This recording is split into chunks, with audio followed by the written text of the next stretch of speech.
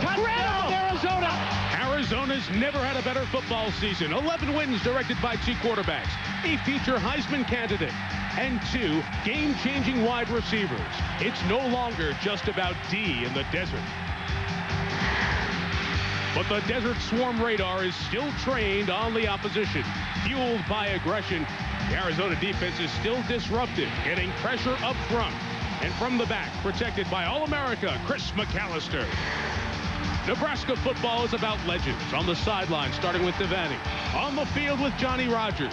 Continued by a quarter century and 3 titles with Osborne, led by stars like Tommy Frazier.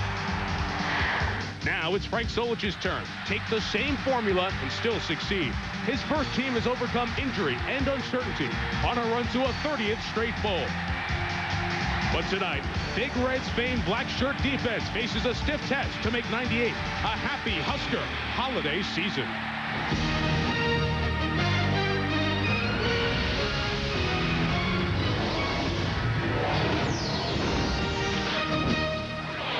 The 21st Culligan Holiday Bowl comes just a few miles from the Pacific Ocean. And it's a sea of red in Qualcomm Stadium here in San Diego as number 16 Nebraska takes on number 6 Arizona.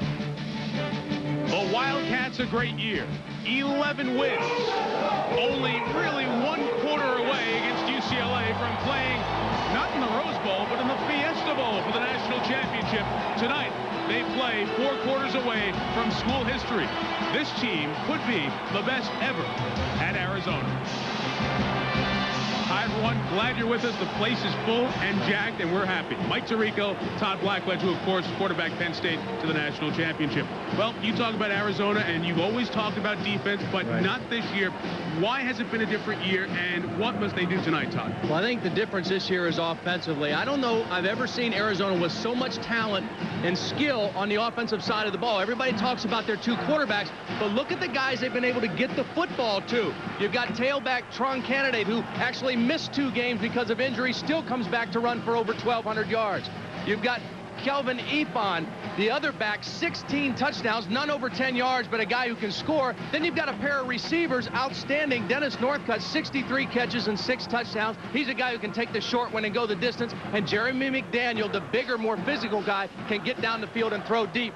They've had great weapons. Tonight, they must continue to establish themselves physically in the trenches against this Nebraska team, but they can't forget what got them here. That's utilizing that whole arsenal. Well, this is a strange year. It's the first time since 1980 Nebraska's not in a game on New Year's Day or beyond. They are a field goal away from winning 4 of the last 5 national titles. This year, 9 wins. What's gone wrong, and what do they need to do tonight to win a 10th game? Well, they really have been banged up this year, but aside from that, you can look at big plays. That's been a problem for Nebraska. They've given up too many on defense, particularly in the passing game, and they've not generated enough on offense, particularly in their running game, which usually is their strength. One guy who can change that tonight is quarterback Eric Crouch. He's more comfortable with this offense. He's starting his 4th game in a row now. He's got to make plays, running the football, running the option, and I think for Nebraska to win tonight, Eric Crouch must have a big game throwing the football against this Arizona defense. And they have a weapon back, the D-train D'Angelo Evans, the eye-back injured most of the year. We'll see action tonight. The 1998 Culligan Holiday Bowl, a sellout crowd on hand. See if Arizona can become the first Pac-10 team ever to win this bowl game.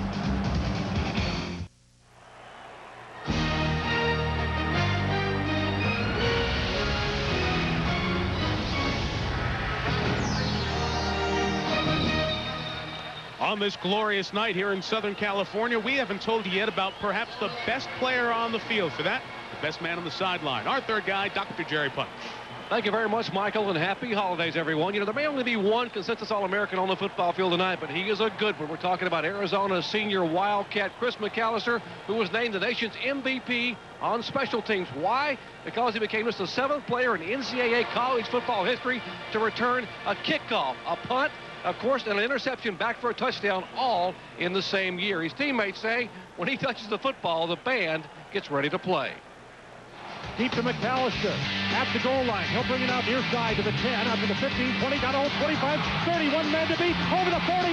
He is gone. He'll take it at his own 32. Got a block. Far side, 35-40.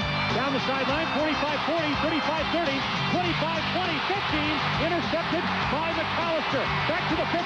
Down to the Cougar 40. 35-30, 35-20, 10-5. Touchdown Arizona. It may be hard to believe, but as good as he is on special teams, he's even better as a defensive back. Arizona head coach Dick Tomey said he's not just the best defensive back he's ever coached.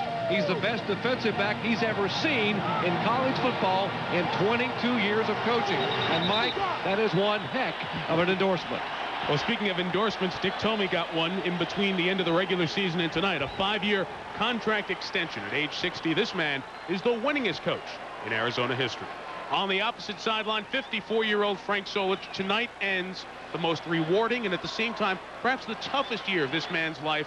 Few could follow Tom Osborne's quarter century, lose 9 starters to injury, and still win 9 games. That's what Frank Solich did this year. These two teams have 2 opponents in common. Nebraska played 2 Pac-10 teams this year.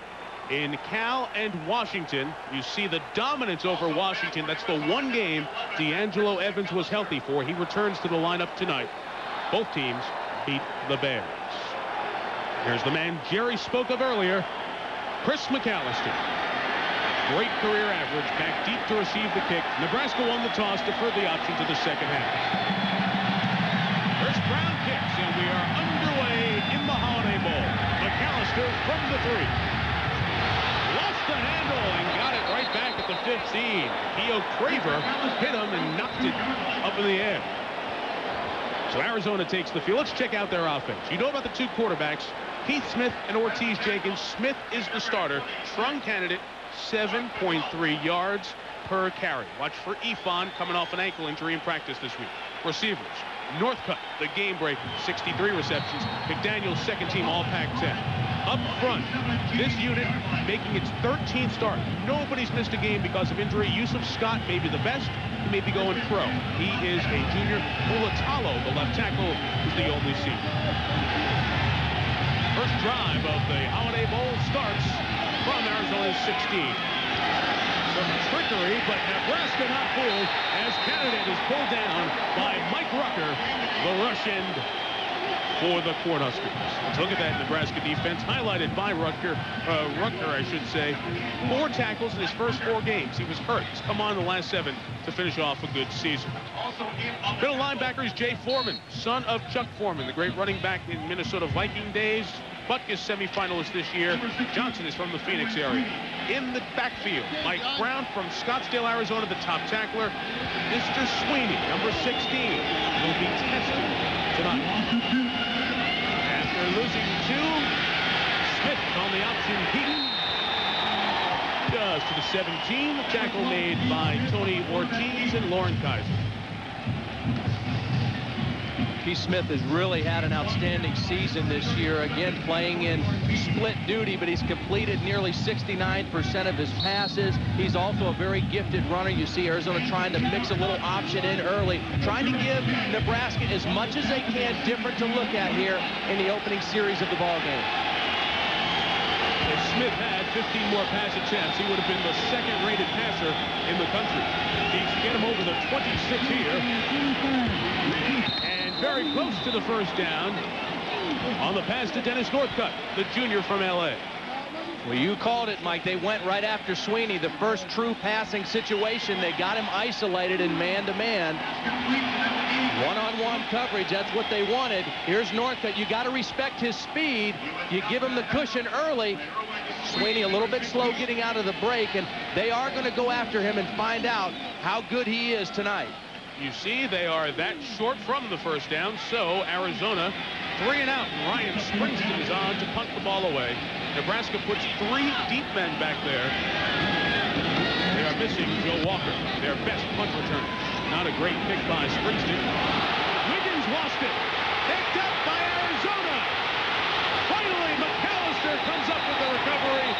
Special teams mistake for the Cornhuskers, and the absence of Joe Walker is felt right away.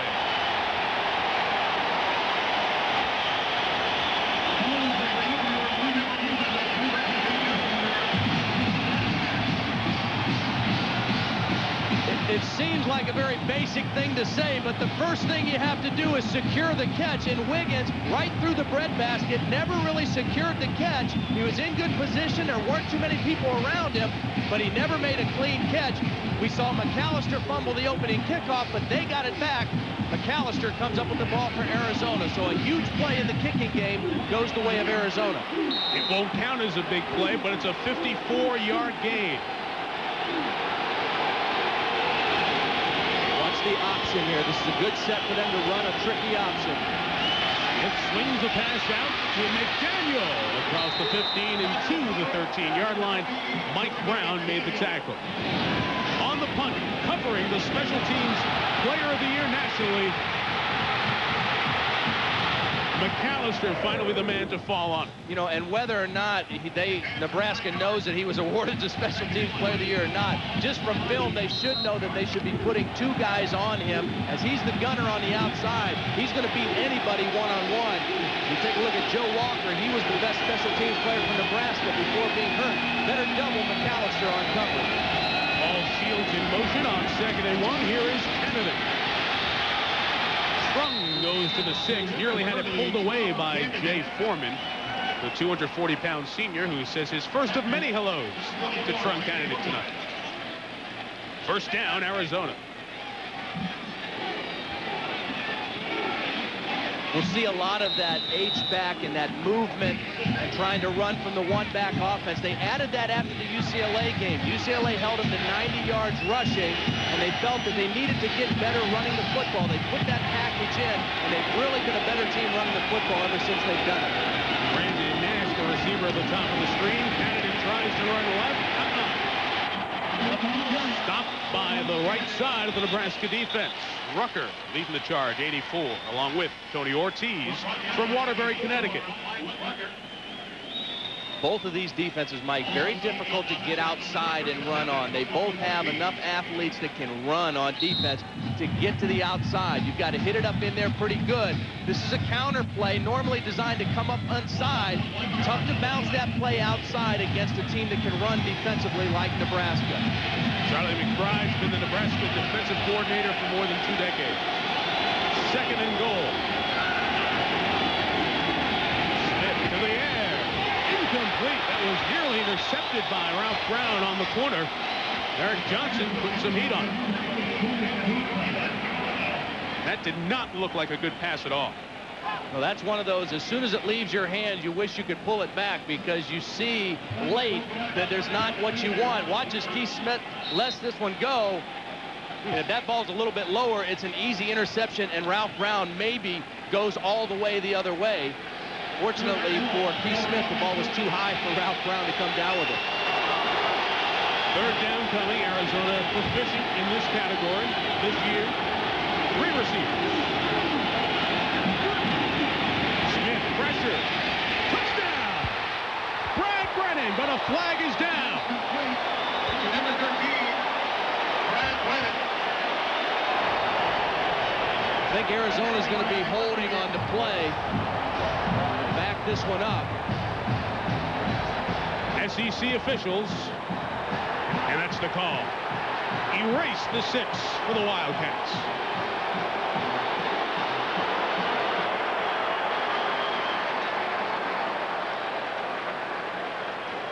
So Dick Tomey's team sees points come off the board for the holding penalty. Rogers Redding leading the Southeastern Conference officiating crew. On the offense, 10-yard penalty from the spot of the foul. Replay. Take a look right here at Stephen Grace. I think this maybe is where it came. You see the good move inside by Lauren Kaiser. Right there, he's the one who's going to put pressure on Smith. Stephen Grace was beat by a good move by Lauren Kaiser. In the films that we watched, Mike, those 2 inside tackle positions for Nebraska didn't do a very good job getting off of blocks this year. That was a good effort by Lauren Kaiser drawing the penalty. 3rd and goal. They change to a shotgun and flip sides with the receivers. Northcutt moves to the top of the screen. Smith tried to swing to Northcutt. Jason Wilkes got in the way. 4th down. Well, Arizona had it inside the 10 off a mistake in special teams by Nebraska. Now they're going to have to try a field goal, and that hasn't been any sort of a guarantee for the Wildcats this year. Mark McDonald, 8 of 17 on his field goals this year. This will be a 39-yarder. He's made half of these, 4 of 8. The punter, Springston Hole. Right down the middle. Mark McDonald from Santa Monica, California, puts up the first point to the Culligan Holiday Bowl. Arizona leads 3-0.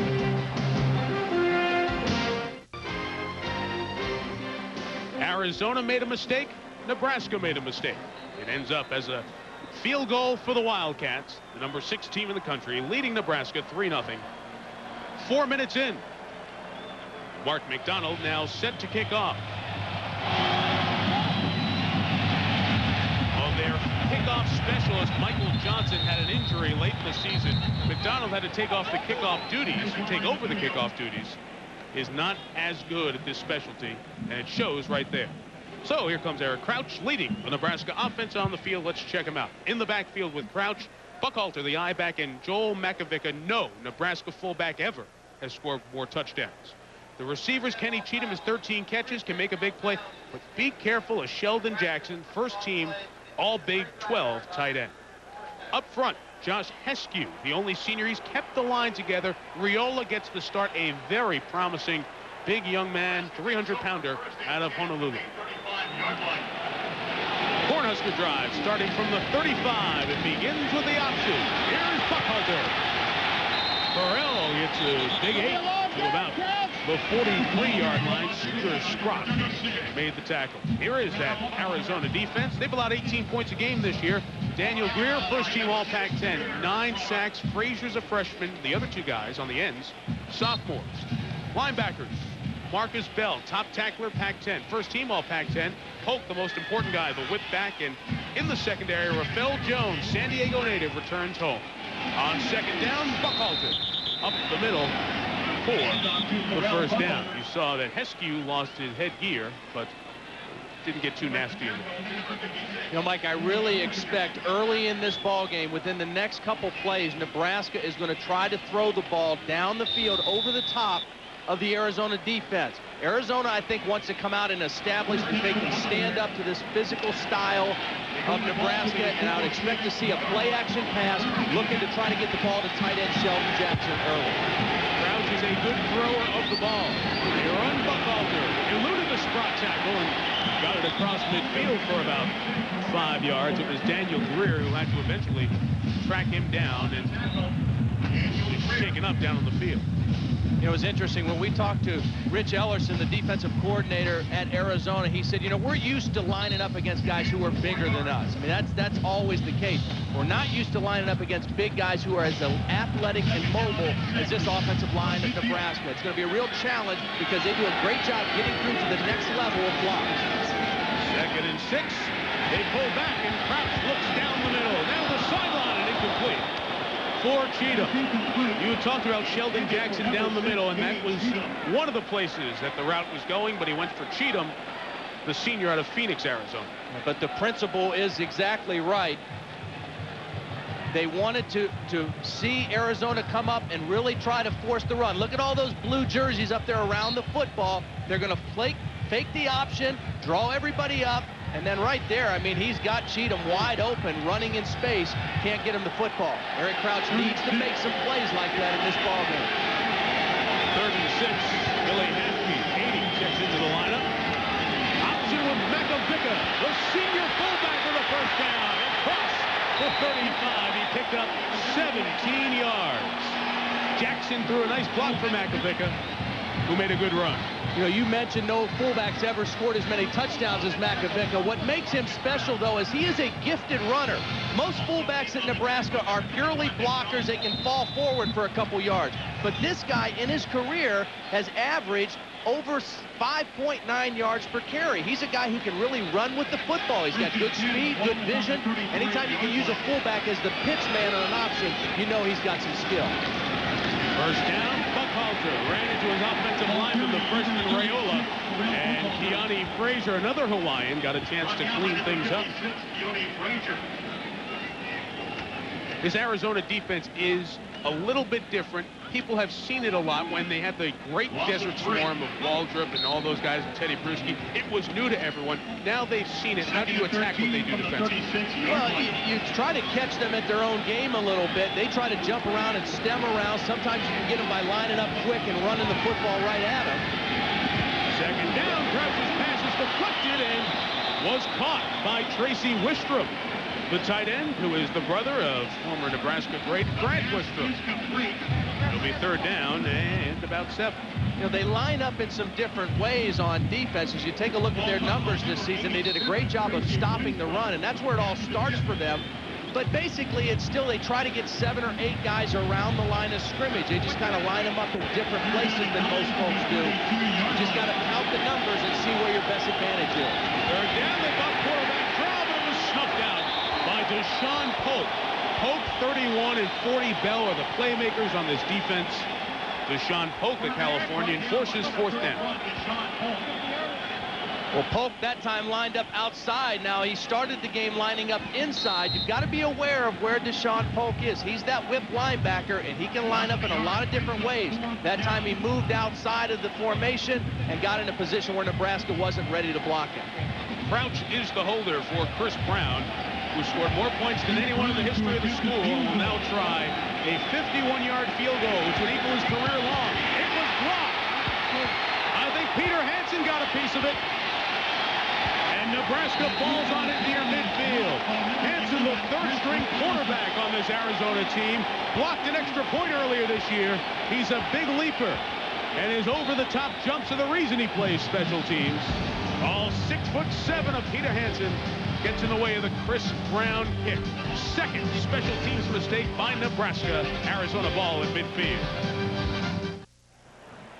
And we welcome you back to Qualcomm Stadium here in San Diego for the 21st annual Culligan Holiday Bowl. Now, we might be getting ready to see a little bit of razzle-dazzle from the Arizona offense. Both quarterbacks huddling up on the sidelines, Ortiz Jenkins and Keith Smith getting ready to go in the football game. So, guys, Arizona may be getting ready to turn up the wick a little bit offensively. Well, Doc's right on that. I mean, he's been following that all week and talking to Dino Babers, the offensive coordinator, and both the quarterbacks. That's one of the luxuries of staying in the same hotel as a team for a couple of days. And they are, in fact, bringing them both on the field. So they can do a couple different things from this. They can throw it to Jenkins. They can put him in and throw him the football, or they can run an option. Let's see what they choose to do with both quarterbacks in. Jenkins goes in motion from under center. Smith is back in the shotgun. They may try to throw to Jenkins here. Smith looked the other way and goes deep. Incomplete. Ralph Brown, the coverage on Northcutt, and no flag thrown. Just deception there. Ortiz slapping his chest, saying, man, if you're going to put me in the game and run me on a pass route, at least give me a chance to make a catch. He was used as a decoy that time. They tried to go against Ralph Brown, and Ralph Brown is an outstanding corner, was in great position to make coverage on that play. Well, Jenkins has 3 receptions this year, so this is not totally out of the extraordinary for Arizona. You see, you've got a free safety, Clint Finley, out there, not used to covering man-to-man. He had him turned around, could have made the catch. From the 49, they run candidate. Trung's got nowhere to go. Eric Johnson, perhaps the fastest player on this Nebraska unit, from Arizona, made the play. Grew up in Phoenix, did Eric.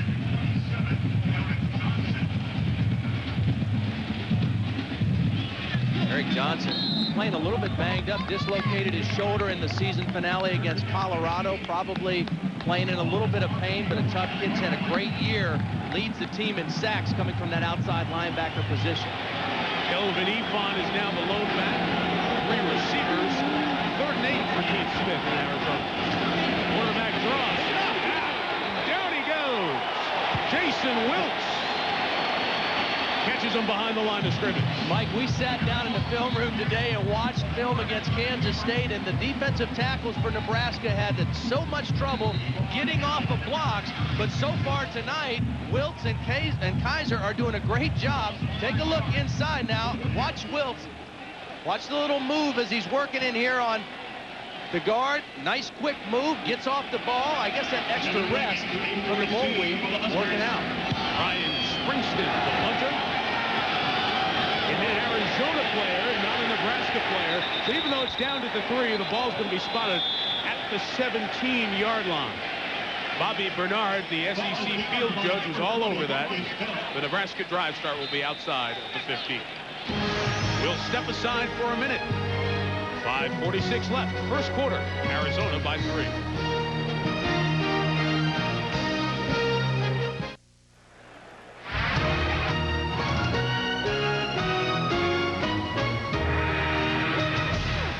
Culligan Water Technologies, recently acquired company of U.S. Filter, taking over the sponsorship of this great game here in San Diego. Look at that sea of red. Both schools' predominant color worn by their fans here tonight. 9 plays on the last Nebraska drive. This one starts at the 17. Arizona 3, Nebraska nothing. First quarter. The quarterback Crouch.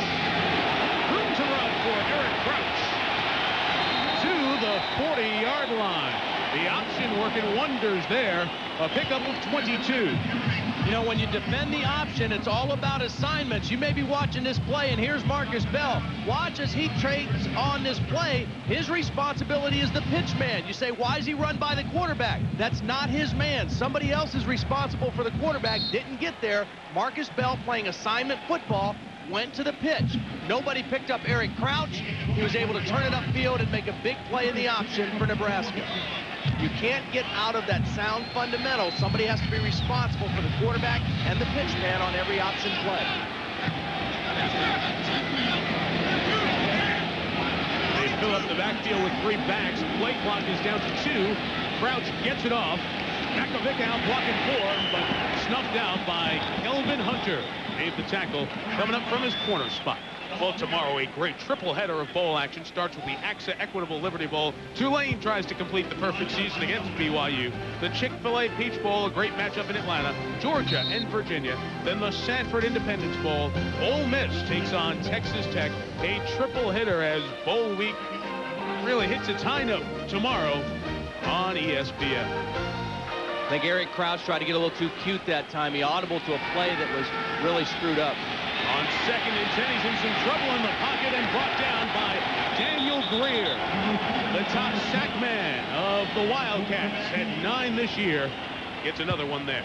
I made the point that Nebraska has to throw the ball effectively to win this ball game tonight, but the key to that is Nebraska needs to throw when they want to throw, and that means off their play action when they're running the football well. When you get them in 2nd and long or 3rd and long and they have to go out of the shotgun, that's not really Nebraska's style in throwing the football. They've done more of it the last couple years, but their most effective passing game comes when it's off the play action, off their run game. And don't forget, he calls the plays, Frank Solis, just like Tom Osborne did. 3rd and 12, screen they try to set up for Buckhalter. Not a lot of room, and they lose yards. Deshaun Polk's going to be credited with the tackle, but it was the snuffing out by the defensive line that made the play.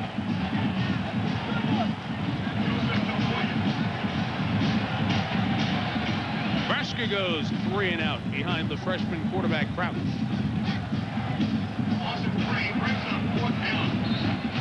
So on comes Bill LaFleur. Academic first-team All-America and led the Big 12 with a Nebraska record of nearly 45 yards per punt. Got rushed and got it away. Dennis Northcutt back to 20. A 7-yard return of a 45-yard punt. Billy Legate on the tackle, and here's Jerry Punch. Well, Mike, since 1958, we've all heard the catchphrase, "Hey, Culligan Man." Well, I'm certainly standing with the Culligan Man. It's a pleasure to introduce to you the chairman, CEO, and president of U.S. Filters, the parent company of Culligan, Mr. Dick Heckman. And Dick, what prompted your guys' involvement to become a title sponsor here at this bowl? Well, we're a homegrown Southern California company. We love the San Diego area. We have hundreds of thousands of customers here, and we wanted to support this great city and give something back to the great fans. Where do you see this involvement benefiting your company most? Well, all of these players and their great fans around the world are water drinkers, and they're going to be water drinkers for a long time, and we want to connect with them. Dick, you know, at the luncheon the other day, they gave a young lady a scholarship in this community. You walked up and promptly tripled her scholarship. I mean, what an effort, and congratulations on your involvement in intercollegiate athletics and what you're doing for the youth here in Southern California. Well, we just are great believers in athletics and intercollegiate everything. I have 3 children in college, and so I know what it costs, and anything we can do to help deserving students, we're going to be there. That is Mr. Dick Heckman, who is the chairman of the board for U.S. Filters, the parent company of Culligan, the title sponsor here. Mike? Jerry, thank you. Their involvement welcomed by this great bowl, continuing its legacy. After the Julius Jackson sack that lost 5, it's Smith to the air on 2nd and 15. Up top for Brad Brennan! Brad Brennan! Brought down at 14. Finley made the saving tackle. A gain of 64.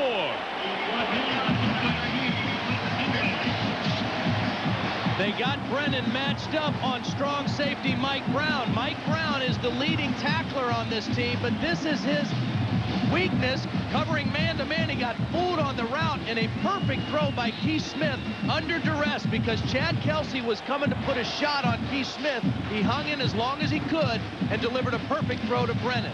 Good matchup there for Arizona. Brennan against Mike Brown. Well, the 100 relatives and friends from Redwood City, California, who came to cheer Brennan were the ones making the noise here. 1st and 10. Smith looking Brennan's way again. Incomplete. The coverage from Aaron Sweeney, I should say, on the corner. Well, Irwin, we said, would be tested. They've thrown his way a couple of times, and he's been ready. The good thing for a defensive back, when you're down this close to the end zone, you don't have to defend depth. He was still kind of turned around there, and it looked like a little miscommunication between Smith and Brennan. But when you're down this close to the end zone, you know the guy can only run a pattern so deep, so you can afford to play a little tighter on any route. All Shields in motion. The 2nd down handoff to Candidate, and Trung is pulled down by Lauren Kaiser, the sophomore out of Farwell, Nebraska. Unable to get Candidate going thus far. Charlie McBride has to be thrilled with the way his inside down linemen are playing so far in the first half of this ball game. They're getting the good pressure upfield from the rush ends, but those guys inside are getting off blocks. They're working together. They're making plays. They're putting pressure on the quarterback. And that's something, that push inside is something Nebraska has lacked some this year. Efon next to the quarterback, Smith. 3rd and 8. They bring 5. Smith finds his receiver, but Brandon Nash is short of the 1st down. Keo Craver in at the nickelback made the play, but field goal time again for the Wildcats. That's now 2 trips inside the 20 and 2 field goal attempts. Good response by the Nebraska defense too, Mike. They give up the big pass play to Brennan. They're able to kind of suck it up and make a couple good defensive plays and force Arizona to settle for a field goal attempt. McDonald from 25 yards away. 2 for 2. They made 8 field goals in 12 games. He's connected on 2 in 1 quarter. Here at the Holiday Bowl, Arizona extends its lead on Nebraska to 6-0. Get ready for Friday. ABC Sports College Football starts with the CompUSA Florida Citrus Bowl from Orlando, Michigan against Arkansas. Then the BCS Bowls begin. The Rose Bowl presented by AT&T. UCLA against Wisconsin. Then the Nokia Sugar Bowl from the Superdome. Number 4 Ohio State. Number 6 Texas A&M. Saturday night in prime time, it's the Florida Gators against the Big East champion Syracuse Orangemen from Miami. And then Monday night, the national championship game, the Tostitos Fiesta Bowl, number 1 Tennessee, number 2 Florida State. Also, ABC's first ever enhanced TV production debuts during the broadcast. Get a sneak preview of that at ESPN.com. ABC Sports, your home for the Bowl Championship Series. Todd and John Saunders will be with you in the ABC studio throughout the next 4 days. I am envious. You guys will have fun. My favorite time of the year, man, watching all these games. It's a great day, a couple days of football. Another poor kickoff. This one worked out okay. Shevin Wiggins by the sideline was trapped. Nowhere to go. out at the 16. You know, we talk about the Arizona defense and the whip linebacker, Deshaun Polk, and what he does, it's different. Watch, he threatens this gap, and he's actually going to draw 2 blocks, and that's going to allow the other linebacker, Scooter Sprott, to get in there unblocked. Polk's really not going to rush the passer, but he just gets in that gap, ties up 2 guys, and allows Sprott to get in there and pressure Eric Crouch. When Deshaun Polk is in the game, you'll see him lined up in all different places. He's got a lot of responsibility. He's got to make a lot of calls for the defensive line. New quarterback for Nebraska, Monty Cristo. The option keep by Cristo across the 25, a first down at the 30-yard line. Well, the senior from the western part of Nebraska, Kearney, Nebraska. What a wonderful story he is. Monty Cristo now in the game for Nebraska. Monty Cristo was actually the only quarterback that was healthy all of 1998. Right. A guy who's been there, it seems like forever. But what a dependable guy to know you could go to your 3rd quarterback and still run the same kind of offensive package that you run with Bobby Newcomb, that you run with Eric Crouch. A valuable commodity to have a quarterback like Monty Cristo. The only Nebraska player to play in the 94 title team. Pitches to D'Angelo Evans. A marker is down, as you saw, as Evans touches the ball for the first time and busted it out to the 45 and across midfield, but a marker back for illegal motion by Nebraska. Yeah, Joel Makovic is the guy that got caught moving a little early before the play. You see him pleading his case. It's going to negate that good run on the option by D'Angelo Evans.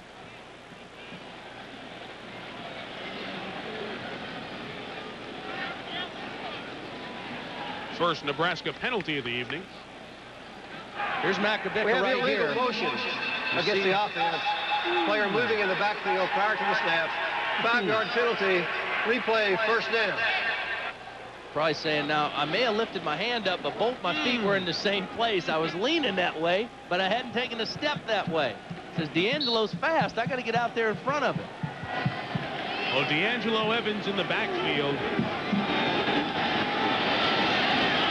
Cristo lost it on the option. Picked up by Arizona's Scooter Sprott to the 15-yard line.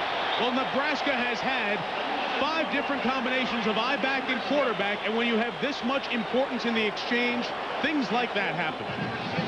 Mike, I didn't run much option in my quarterback days, but I ran enough to know one golden rule was, when in doubt, don't pitch it out. And right now, Monty Cristo's kind of in a bind. He doesn't know whether to keep it or pitch. You're always better to keep the ball there. Mike Robertson came in and put the lick on him, but you could see a little bit of indecision in Monty Cristo. Didn't know whether to pitch or whether to keep, and it ends up being a huge turnover for Nebraska. Sudden change situation for Arizona. Great drive start. Got to score a touchdown on this one. Candidate. Trump taken to the 8-yard line as the first quarter comes to an end. Mike Robertson forced that fumble. What a quarter of mistakes it was for Nebraska. The fumble that Robertson caused. And at the start of the quarter, you had Nebraska's special teams errors. The missed catch on the punt that resulted in an Arizona recovery and a field goal, and then the blocked field goal. That's why the Wildcats lead the Culligan Holiday Bowl after 1 quarter. Mike Tirico, Todd Blackledge, Dr. Jerry Punch, the 21st edition of the Culligan Holiday Bowl. Arizona, 2 field goals, taking advantage of Nebraska mistakes for a 6-0 lead as we start the second period. And Arizona with a golden opportunity here. This is one thing they've done well all season, is create turnovers and then score points off of their opponent's mistakes. Right now, 130 to 42, they've outscored opponents off of miscues. 2nd and 4, they fake to Candidate.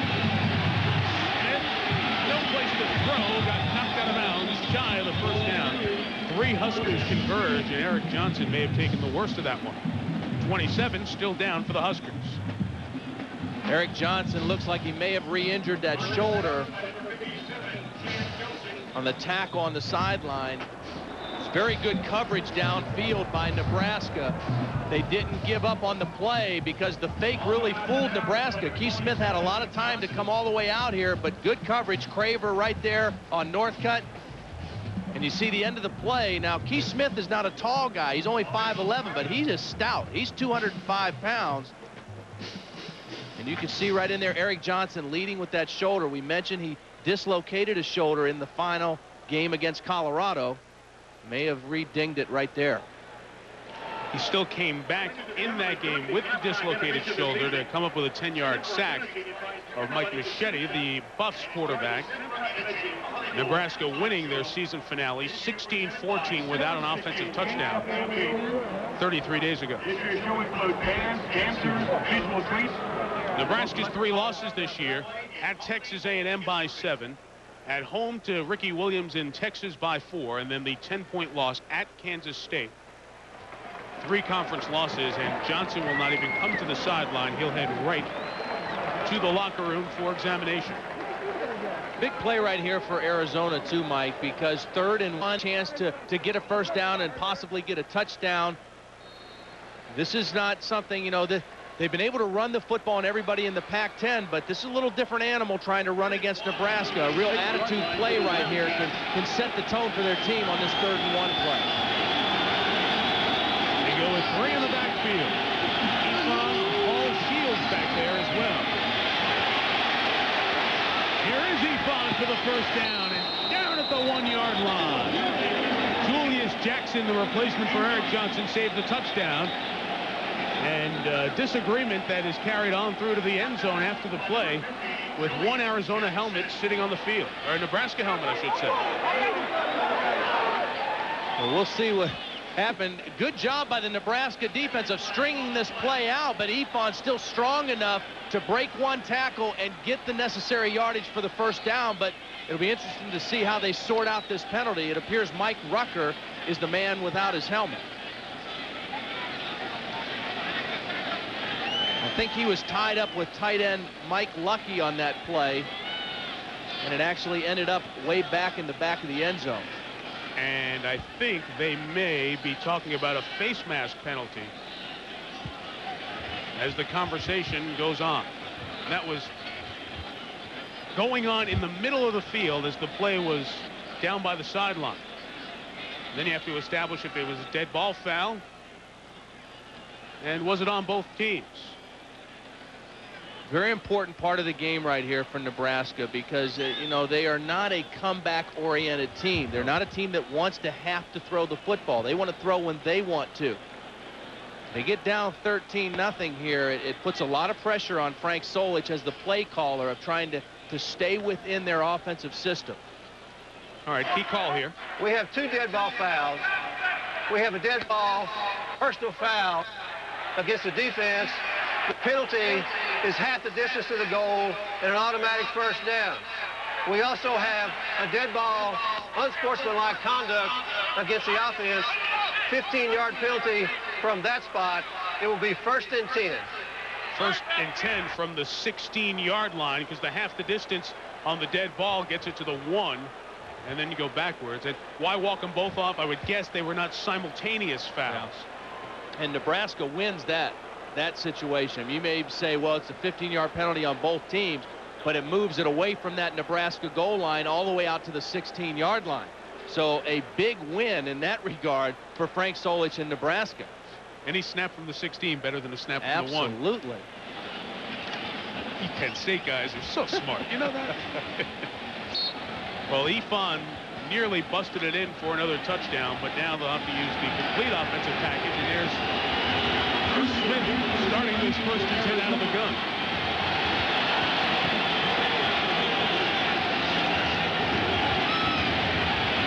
Fires for Northcutt. Oh, he came back to get it, and Ralph Brown broke it up.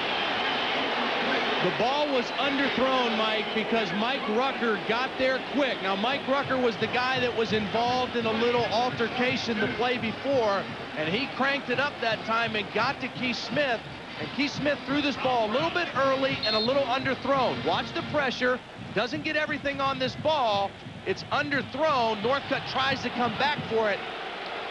Not able to come up with the catch. Good job by Ralph Brown late, getting a hand in there at the end of the play. And you hear the fans, on the jersey. Yeah, the fans wanted the flag as they saw the contact without him looking back at the ball. Rucker ready to tee off again on 2nd down. Trying to run that way, trying to run a reverse. Northcutt has 16 yards to get back to the line, and he's pulled down. What a play by Chad Kelsey. Great play by both rush ends. Rucker got up the field to force a bump in the exchange, and Kelsey was able to chase the play down and trip up the faster wide receiver on the reverse. Outstanding job by the Nebraska defense, showing their speed, running the play down. Take a look at this play now. Rucker gets inside right here, causes the confusion, and then Kelsey shows his speed, chasing down a wide receiver and tripping him up. Great job by both senior rush ends. Mike Rucker forcing the play, Chad Kelsey finishing. Arizona runs for 200 plus a game. Nebraska's stifling them. 3rd and long. Try to get in field goal range. Pass for Ifan is incomplete.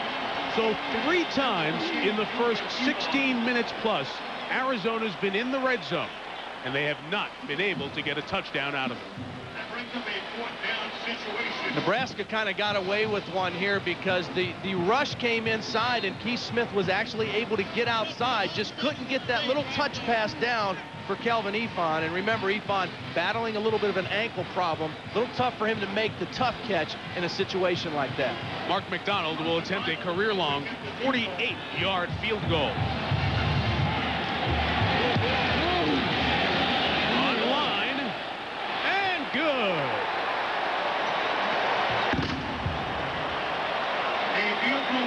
Mark McDonald, 8 of 17 this year. 3 of 3 at the Big Q tonight. The Wildcats by 9. And we welcome you back to San Diego here at Qualcomm Stadium. Quick update here from the Nebraska sidelines on junior weak side linebacker Eric Johnson. We mentioned he'd come in here in the Colorado game having had his left shoulder subluxed twice in that game. Had limited action all week long. He has been taken to the locker room. I am being told his left shoulder is completely dislocated. I would doubt we would see him back at all tonight. Mike? No repeat of the guttiness that he showed against Colorado. McAllister, the All-America at corner, great special teamer, good in coverage as well, as the kickoff spins back to Shevin Wiggins. The middle goes Wiggins. Nebraska drive start at the 33, a return of 31. Well, Monte Cristo fumbled the last option at quarterback, getting his one series, and Eric Crouch, standing next to Frank Solich, will come in for this series. Remember, Crouch became the starter in the last month of the season, had 5 starts coming into tonight's game. Actually, Harry Crouch made a rapid climb in the depth chart, was number 5 quarterback in spring practice, number 2 when the season started, and now he is the starting quarterback for the Cornhuskers. Good thrower, looking long. Air one out. A lot of jostling, no flags. Shevin Wiggins was knocked to the ground by Kelvin Hunter. Hunter's been tested a lot this year because the All-American McAllister's on the other side. You don't bother going after 11. Yeah, they went after the right guy, trying to get the ball down the field to Wiggins. There was a lot of contact here. Boy, it looked like they could have called something there. Kelvin Hunter definitely got the best of that contact there, knocking Wiggins down. Good pass protection by Nebraska, allowed Crouch to give that ball a shot. And again, Nebraska needs to make some plays throwing the football to beat this Arizona team. There are NHL arenas where he'd be sitting for 2 minutes. Crouch option. Got a couple. Good pursuit by James Lewis. 94 in the game for Arizona. When we talk about Crouch getting the starts, and Bobby Newcomb was the number 1 quarterback coming into this season.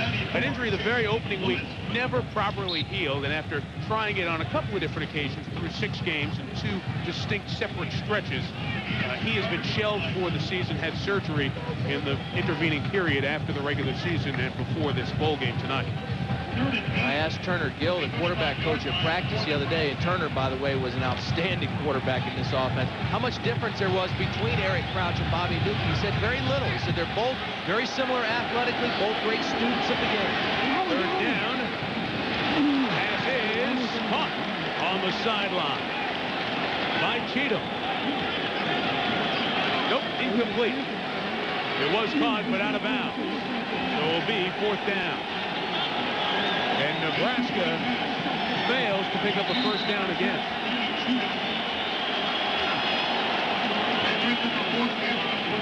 Crouch has a very live arm. He's got a very strong throwing arm. A little bit erratic right now. He only completed 48.5% of his passes on the season, but he has the potential to be a pretty good thrower. LaFleur doesn't get off a great pick. Returnable for Northcutt. A reverse to McAllister. Got a great block. McAllister down the sideline. A flag is down. Touchback, touchdown. But a marker is down. He returns to number 11. Chris McAllister.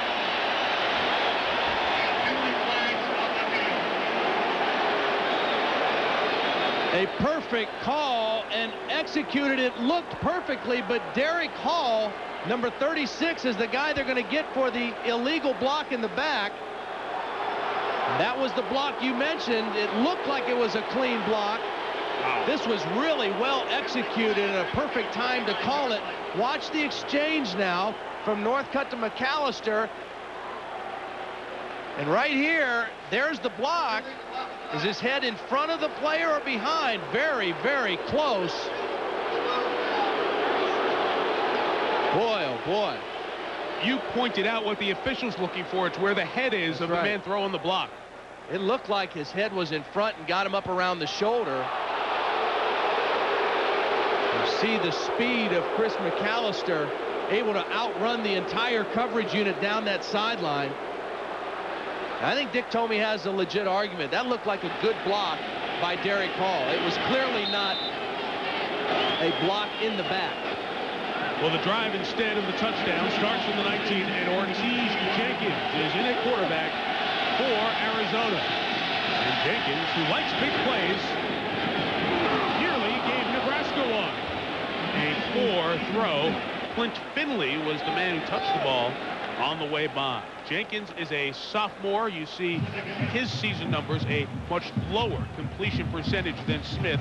If you had to describe Ortiz Jenkins, that play that is in everyone's mind from the Washington game is him. He makes big plays, or tries to. Yeah, and he's very dangerous scrambling. Keith Smith may actually be a little bit faster, but Ortiz is an outstanding guy making people miss, making plays, running the football, and he's a much bigger, stronger guy than I ever expected him to be when I saw him close up. From candidate runs to the 25. We talked about that big play ability of Jenkins. Who'll ever forget the play at the end of the game to beat Washington? I didn't try to flip. The momentum of the hit really flipped me over. I was just trying to get over the two defenders. If you watch the tape closely, you can see the linebacker, I don't know his name, it's 27. He kind of like paused as I was coming to the line of scrimmage. And you see the back view, he kind of like paused for a second. And I think that gave me an extra yard. You know, if I took off on the 5, I may not have made it, but I took off on the 4. Marcus Harrison was number 27 for Washington. Now it's 3rd and 4, and Jenkins uses that running ability to pick up the first down across the 30-yard line. Make no mistake, if you look at these two guys, you'd say, well, Smith must be the thrower, Jenkins must be the runner. In fact, they're both good at both. Jenkins makes a nice move here. Well, they caught him in the right defense. This was a zone blitz by Nebraska. The inside defensive lineman dropped out into coverage, and that was the hole that Jenkins needed there to make that first down. You also saw his strength. I mentioned 6'2", 214, and when I met him in the hotel, he is a big physical guy. Showed it there on that quarterback draw. And you met him about 37 times this week. Great kid. 1st and 10, play action.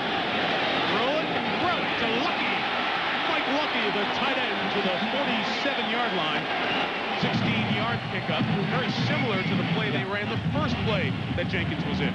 And you can't help but have a little too much adrenaline throwing on that first throw. This time he gears it down. Here's Lucky coming across on the bootleg. You sell the run fake, and this time he's right on target to his tight end. Gears it down a little bit, takes a little bit off the football.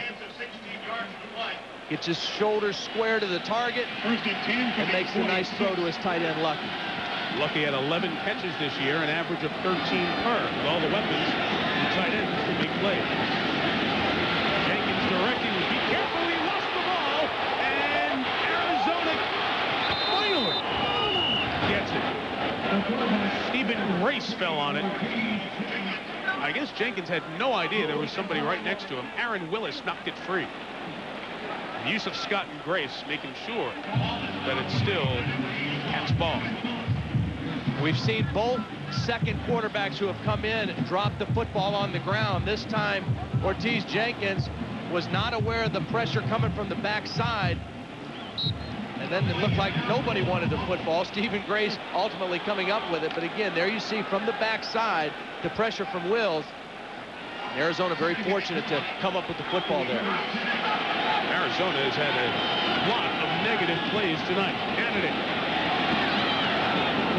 from out to the 40-yard line. He averages 7+ yards per carry, but is still struggling to get to the 30-yard mark, and it looks like he's hurt that right arm just a little bit. Kelvin Ifon takes his place. Ball is spotted on the 40-yard line. Third down and 16 for Arizona.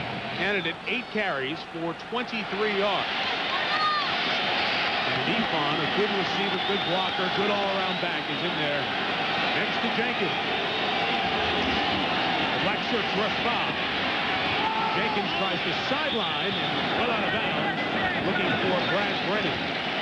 The ball intended for number 13, Brad It will be 4th down, and the play in the pit between the Arizona offensive line and the Nebraska defensive line is getting a bit contentious. Number 21, Mike Brown. Well, that's where this game is ultimately going to be won or lost. Even though Arizona has those weapons, they must establish themselves physically, and they wanted that. That was the challenge that they wanted. Their offensive line prides themselves on being physical, being able to run the football.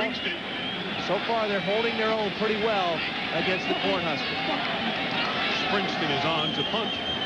Kevin Wiggins, one of the 3 deep men for the Huskers. Don't look to block them. Look to block you on coverage. Careful, a lot of red pants in the area. Ball is finally down by Adrian Cox. 37-yard kick in Nebraska. Very stagnant on offense. Just 63 yards in the first 20 minutes. Will take over. Arizona leads 9-0. The view from above Qualcomm Stadium from the Goodyear Blimp Eagle, based in Carson, California. Goodyear recently increased its blimp fleet to 6, adding 2 airships in Europe and 1 in South America, of course, to go with the spirit of Akron in Ohio. And the Goodyear blimp with us here tonight. Corn-fed Huskers trailing 9-0. D'Angelo Evans with the carry, gains just a yard, had no room to run. Joe Tafoya and Marcus Bell with the hit. There's a flag at the line of scrimmage. Yeah, they got one of the tight ends, the tight end on our side of the formation. I think it was T.J. DeBates. Left a little bit early on the snap count there. Back him up 5 yards. Makovica with a word for the umpire. He's unhappy as well. Haven't seen much of the Nebraska offense that would make me say it looks good. Right here now, here's the movement. Watch the tight end. A little bit early, ahead of the count.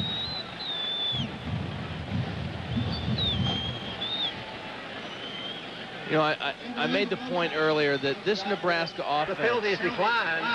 Second down. is very sophisticated in what they do in their running game, and it's based on execution and timing. And when they've had to go through as many quarterbacks and I-backs as they've had this year, it really has hurt their continuity as an offense. 2nd and 10. Crouch with D'Angelo Evans.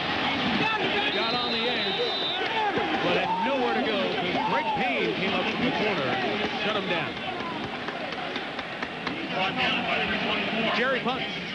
Updating the weak side linebacker Eric Johnson over here on the Cornhusker sideline. I spoke with orthopedic surgeon Pat Clare, who said that basically Eric has completely dislocated that left shoulder. He is out for the day and will be scheduled for surgery in postseason. In fact, he was already scheduled for surgery anyway. A lot of courage for this young man to try to come out and play with a shoulder that was sort of sloppy anyway, but is now completely dislocated. Julius Jackson will be in his place when Nebraska's on defense. 3rd and 8 on offense. No flag came down, and the pass was incomplete. Intended for Kenny Cheatham. That's a back-to-back 3-and-out for the Huskers.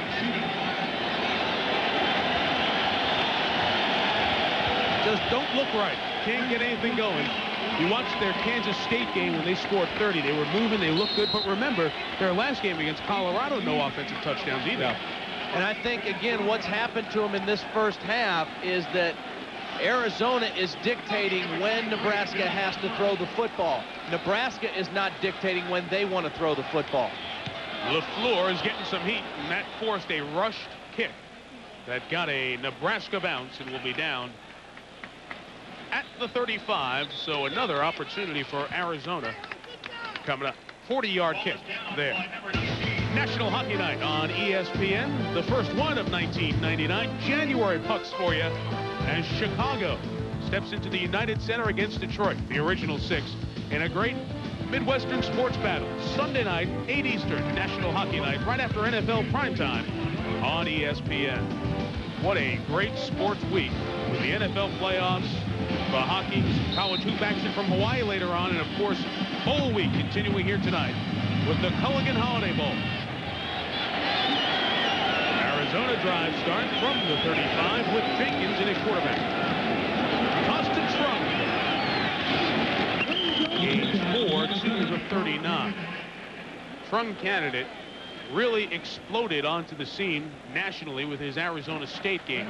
But that record-setting, school record-setting performance was the punctuation mark on a great final month of the season when candidate knocked it up a notch plus.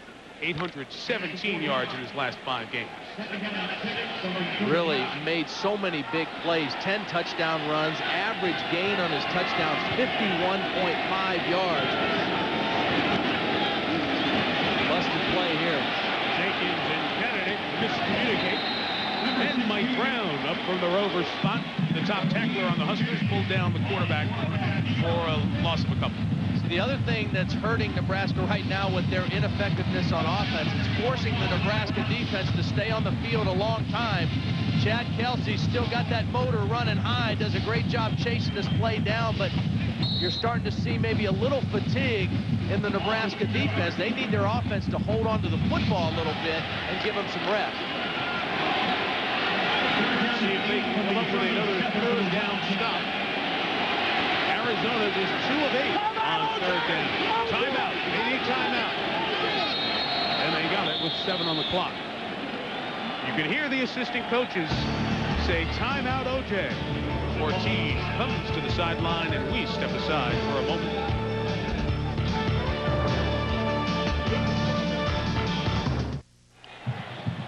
Yusuf Scott is the best offensive lineman for Arizona, but he and the rest of the offensive line have not been able to clear the path for Trunk candidate tonight because of good Nebraska defense. Thus, Todd, another third and longer than you'd like for the Arizona offense here. Yeah, really good play tonight by the inside linemen of Nebraska. They're rotating some fresh bodies in there, and they're getting that push up the middle in this ball game. 4 receivers, quarterback draw, and the rush ends meet at the quarterback before he gets to the line of scrimmage. Kelsey and Rucker, Chad and Mike playing great.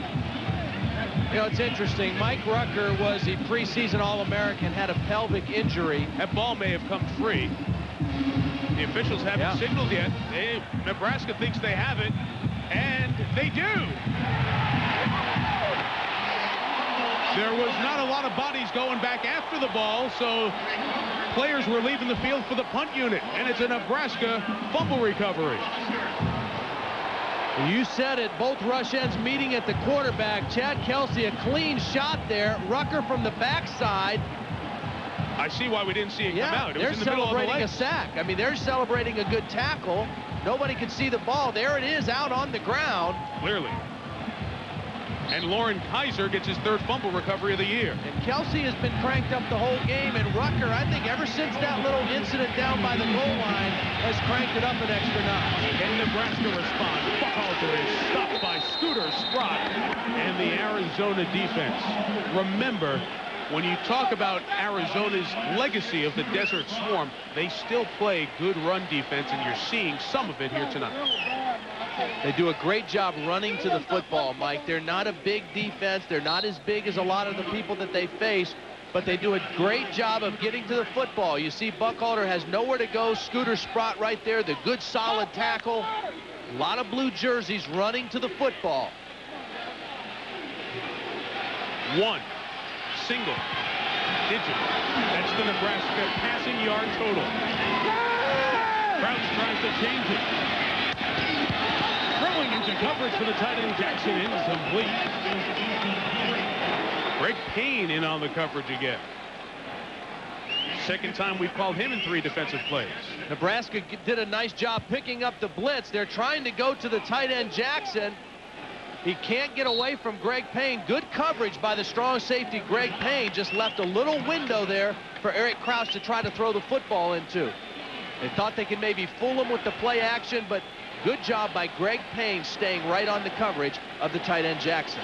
This play came in from the sideline late. Delivered by Matt Davison.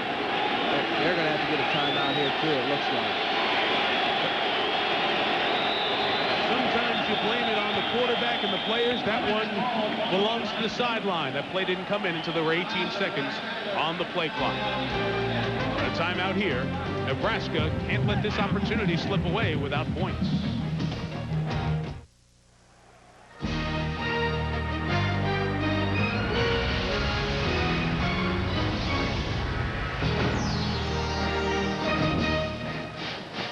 Look at that mascot.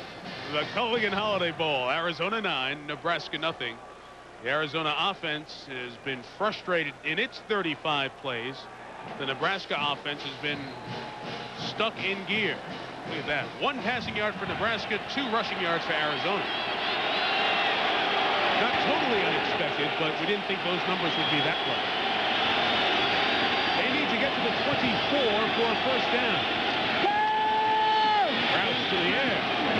Got it with Davison. Matt Davison to the 11-yard line. McAllister pushed him out 22 yards. Boy, did they need that. They got into more of a run formation. Good pass protection, allowed Crouch to look down the field. Davison was crossing underneath. The tight end Sheldon Jackson was crossing tighter, and a nice throw and catch, and something hopefully for Nebraska will give Eric Crouch a little confidence now throwing the football. Davison's big national moment was the deflection, the great reception against Missouri. It's his only career touchdown. Crouch looking to the end zone, deflected from behind and nearly intercepted by Scooter Sprott. That was Daniel Greer, who's already had a sack in this first half, putting the heat on the freshman quarterback. This is one where you're slipping your fullback out. You want to get him the football quickly. Play action on first down. They fake the counter. Now, right now, get him the football. Good inside rush by Daniel Greer, one of those seniors that has played so well for Dick Tomey's team this year. Got in there and knocked that pass up in the air.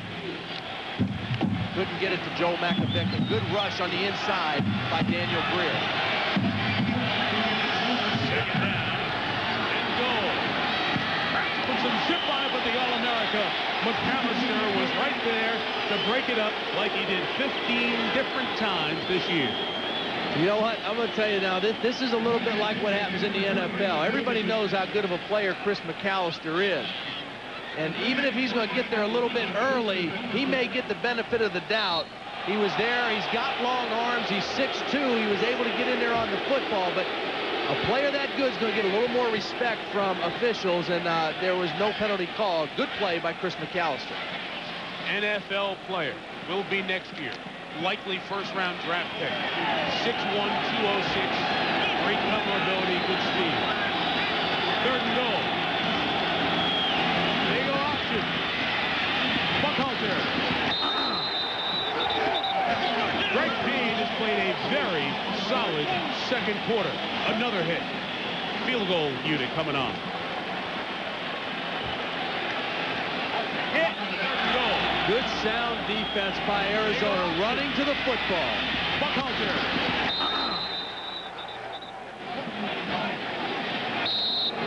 Aggressive and with attitude. This is an attitude test for Arizona here tonight. Do they belong with the big boys in college football? And they're answering that here. Chris Brown from 24 yards. Nebraska's all-time leading point scorer sneaks one in.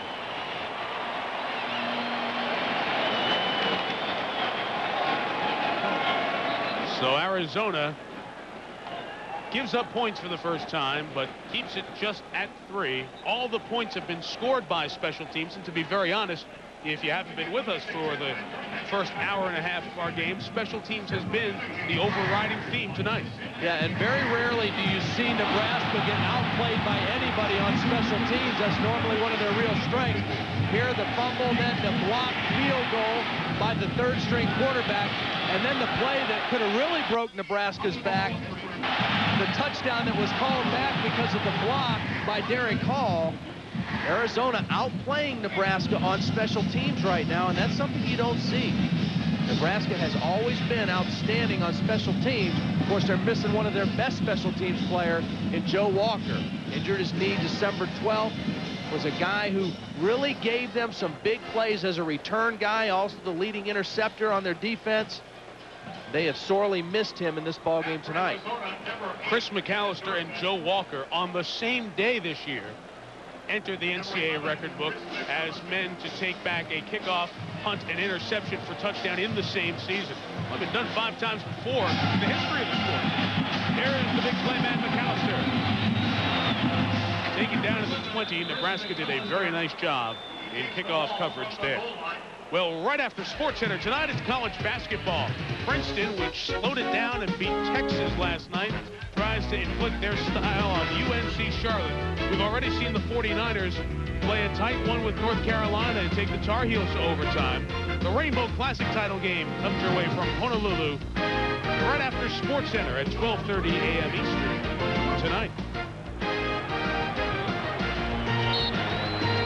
Chris Lee and Kirk coming up at halftime from Tempe. Here it's Arizona 9, Nebraska 3.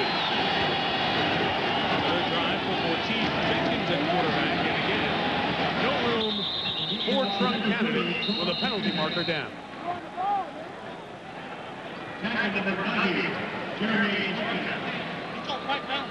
Crouched and the offense. Ineffective against the Arizona defense. Arizona with its 4th penalty of the night. We have an illegal formation against the offense. Not enough man on the line of scrimmage. 5 penalty from the previous spot. Replay first down. Trump Candidate had some huge creases to run through in his last game out against Arizona State, 288 yards.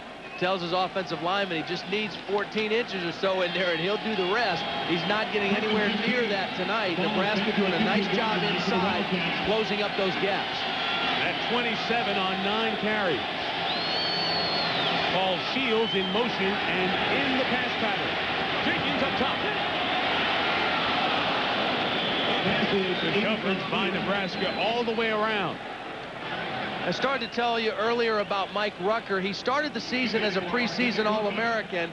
He started the year with a pelvic injury. He was not 100%. He was the Big 12 Defensive Player of the Week against Colorado. His last game, he's playing well tonight. This is the healthiest he's been all season. And Rucker and Kelsey really doing a good job coming off the edge tonight against both Arizona quarterbacks. Rucker and Kelsey split time last year at rush end when Grant Wistrom was playing the right side in All-America fashion.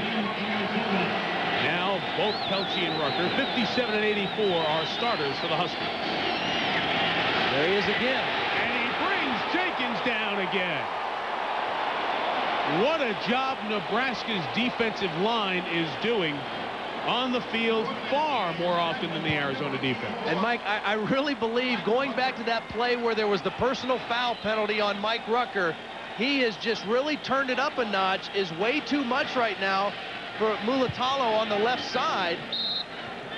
And Jenkins very lucky that he didn't fumble the ball that time with the pressure coming from the backside. Did you see the jump he got off the line of scrimmage? He was already across the line before the tight end, Nanu Malaeuna, who knew when the snap was coming, had even moved. 3rd and 24. They have to get to the 30 for a first down.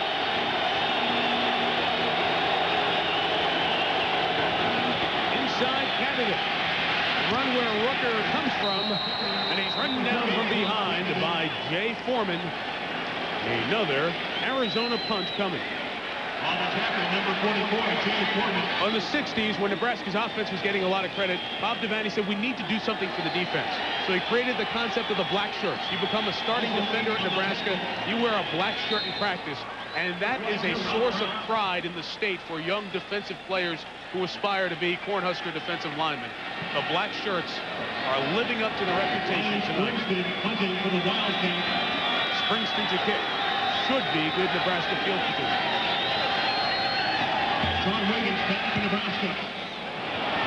Short kick. Very good bounce, but Nebraska will take over in Wildcat territory at the 49.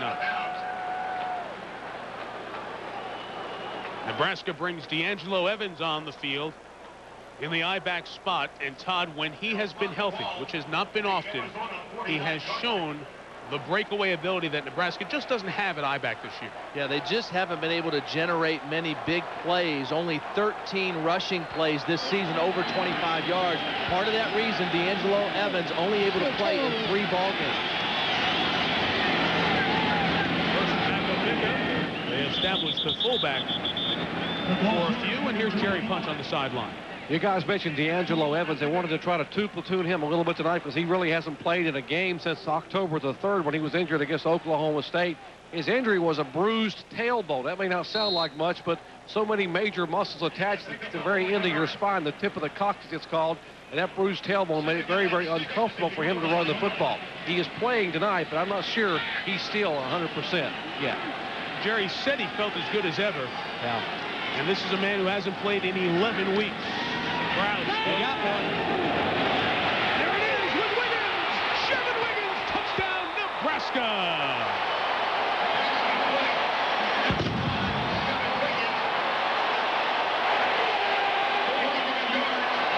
Run, run, run. Big punch.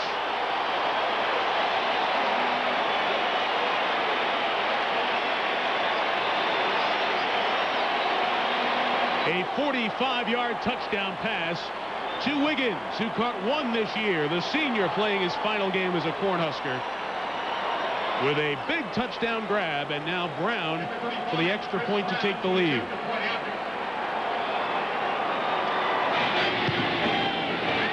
In the history of college football, nobody's attempted more or made more extra points than Chris Brown, and that one puts Nebraska on top here in the Culligan Holiday Bowl.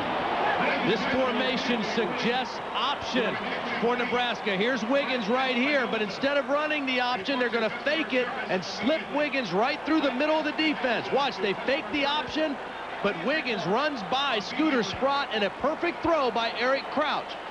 Great call at that time, faking the option and then slipping Wiggins into the secondary. Nice job by Eric Crouch selling the run. And Wiggins getting on a linebacker. That's a mismatch that favors Nebraska. You don't want to try to attack their strength. Chris McAllister, the strength of this defense. Matt Davison not even really involved in the play. He's just a decoy to keep McAllister away from where they're trying to throw the football. And Nebraska has a touchdown and the lead in the ball game. It gets frustrating when you're one of the best cornerbacks in the country and nothing's coming your way. Wiggins, who has 3 career touchdowns in his Nebraska history until that one. Husker lead. Dennis Northcutt for the kickoff. Fumble the football! Nebraska's got it! Billy Legate, who was not back there for the kickoff. McAllister wasn't back. It was Northcutt.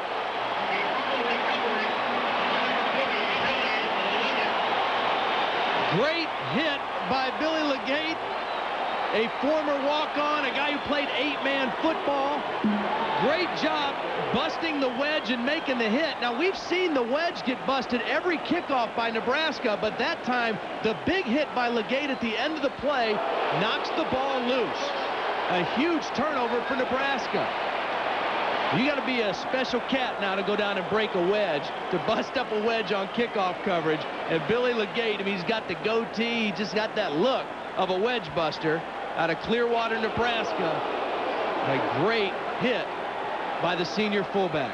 Arizona has taken timeout while we have a moment. Here's Chris Fowler. Chris. Well, Coach Tirico at halftime from here in Tempe. We'll hear from the Volunteers and the Seminoles. Tennessee not the least bit bothered about being an underdog for the 4th time. A breakdown of the 3 New Year's Eve bowl games and also news from the NFL regarding Drew Bledsoe as Lee and Kirk join me at the break. All right, Chris, we will see you then. What a week this is in the history of football for the state of Arizona. The Wildcats, this big game tonight, trying to finish with their highest ever ranking. The Cardinals with their first Arizona NFL playoff game on Saturday on ABC. And, of course, the Tostitos Fiesta Bowl on Monday night. Watch Sheldon Jackson here. They may try to go play action again. Late change by Crouch. By Marcus Bell, the top tackler out of St. John's, Arizona, a local legend in that small community in the state. Great job by Marcus Bell taking the proper angle on this play. When we talked to their coaches, that was one of the things they said. He does a great job of taking the right angles as he pursues the football. He's got the pitch man, a perfect angle to the ball. The fullback, Makovic, not able to get there to get the block because Marcus Bell took the direct path to the play. 2nd and goal. Quarterback draw. Snuffed out by Scooter Scruggs. Man who was tardy in coverage last time on the touchdown. Slows down Crouch here. It's 3rd and goal with 53 seconds left. Well, you love to see this by Arizona, this sudden change situation for their defense, the big turnover, a chance to give up even more points right before halftime. And they have come up with 2 consecutive plays defensively to put Nebraska in a tough situation now on 3rd down. Their All-America may be in the back of McAllister, and there's no Brewski and Waltrip up front, but these defensive linemen can make plays. Screen. To the 6, Cheatham with his thigh wrap. 17 seconds left. They'll let it run down. Call a timeout before, I would guess, a field goal attempt. I don't see anybody by an official. Be very careful here, Nebraska. And finally, Nebraska stops the clock with 1 second left. Oops. Field goal coming at the end of the half right after this.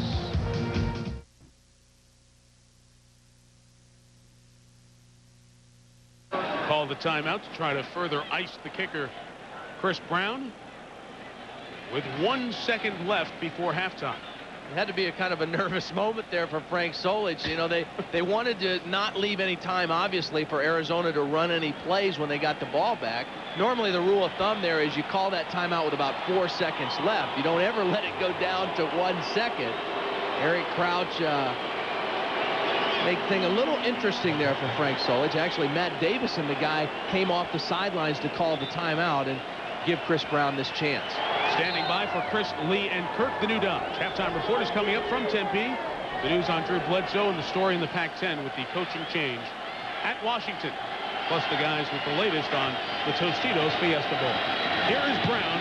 His field goal attempt is good from 23 yards out to end the first half. It was all special team mistakes by the Huskers, and Arizona with the good field position until the end of the half. Then that flipped around, and that's why at the half, Nebraska leads Arizona 13-9. Now to Tempe and Chris Fowler. His longest carry in 10 tonight, 6 yards. He's 10 for 33 as he takes the field for the second half as the halftime show wraps up and the lights start to take effect once again here at Qualcomm Stadium in San Diego. Glad to have you back for our second half of the Culligan Holiday Bowl. Mike Tirico, Todd Blackwood. Important news from Dr. Jerry Punch momentarily. Nebraska's black shirt defense, maybe not what we are used to over the year. They've come to play on its biggest night. Yeah, this looks like the Nebraska defense that we are used to seeing with Charlie McBride when they were winning national championships. A dominating effort so far in that first half. You take a look now, the way they like to play defense ideally is to have those rush ends, Rucker and Kelsey, get up the field quick and pressure the outside, and then the inside 5 guys, those 2 down linemen and the linebackers, close the gaps and have to get off blocks and make plays, and that's exactly what happened in the first half. Truncannon had nowhere to go with the football. He tried to bounce it outside. Good work on the inside. The rushers come up the field. The tackles and the linebackers close down all the holes inside. A dominating first half of play by the Nebraska defense. 9 plays for negative yardage the Nebraska defense registered in that first half. We talked about how Nebraska needed to create big plays and prevent big plays from happening. The negative plays became the story for the Cornhuskers through the first 30 minutes. Well, there is one of the Nebraska defenders who they are without tonight, as Eric Johnson dislocated his left shoulder in that first half on a tackle inside the 10-yard line as quarterback Keith Smith was rolling out. Arizona has a lot of weapons. Tonight, they have been shut down. We'll talk about the 2 quarterbacks later, but Trung candidate, you see his per carry average. Longest run tonight for Trung, 6 yards. Kelvin Ifan, an ankle injury coming in. The ankle injury suffered this week. Only 1 carry, got it down to the 1-yard line. Northcutt has been held in check and had a key fumble on a kickoff return, and Jeremy McDaniel is out of the game because of injury. And the reason that Northcutt had to take that kickoff return also involves a significant injury for Arizona, and Jerry will get us those updates momentarily. You know, one of the real questions now is who Dick Tomey goes with at quarterback. Normally the rule is play them each in the first half and then go with the guy who had the hot hand. Neither guy a hot hand in that first half for Arizona. Chevin Williams takes the second half kickoff and takes it over the 25-yard line. The tackle by Adrian Cox. All right, Jerry, what's going on down on that Arizona sideline? Well, it was a hot time in the Wildcat locker room at halftime. I'll talk about that in just a moment. Let me mention some of the players are going to be without in the second half. Jeremy McDaniel, their noted wide receiver, out with a hip pointer. And the big concern was Chris McAllister, their All-American defensive back. He actually came to the sidelines, was vomiting as they were headed to the locker room at halftime. He had asked out of that kickoff return, the one that Northcutt fumbled. They're hoping he can play for most of the second half. On first down, no gain on the stop. Makovica is put down defensively by the Wildcats. Eli Winnick helping make the tackle. Joel Makovica, who not only is a first-team academic All-America, but also rewarded at the College Football Hall of Fame induction ceremonies when Tom Osborne was inducted earlier this month. The National Football Foundation awarding him a postgraduate scholarship, $18,000.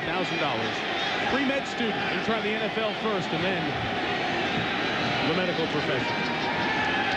Crouch to the air. Good protection. Complete to Davison. Davison nearly broke it. Got out to the 49-yard line. A good thing Marcus Bell tripped him up to keep the gain at 23. Well, it all starts with pass protection. Outstanding pass protection by Nebraska. It's definitely a passing down, 2nd and long. Look at the time Crouch has to overlook the whole play. No pressure on him. He's able to deliver the strike, and you see the strength of Crouch's arm. He has a very good arm. The coaches feel he may end up being the best throwing quarterback they've ever had in Lincoln. This was the formation they hit the touchdown for earlier. They run out of it this time with Buckhalter, and Correll is stopped at the 46. Offenses were slowed down for the most part in the first half. Here were the numbers before the 30-minute halftime festivities here at Qualcomm Stadium. Arizona rushing yards, netting -1 because of the sack yardage involved. Each team gave it up twice in the first half. You got to say that both defenses played extremely well. That's a tough number on the rush yards for Arizona because they take so much pride in being physical and being able to establish their run. We're not able to do it in that first half. And they said this is a statement game about how physical they can be. Hafke in motion. Buckhalter on the toss. Scooter Sprott lost his helmet as he made the play along with Greg Payne. It's been a significant factor in the second and third quarters. I think Arizona has established their physical presence with their defense. I think their defense has withstood this big athletic offensive line of Nebraska. They've held their own. They've been able to move around and make plays and use their speed and athleticism to shut down the option. They've been able to hold up to the physical challenge with their defensive unit, no question.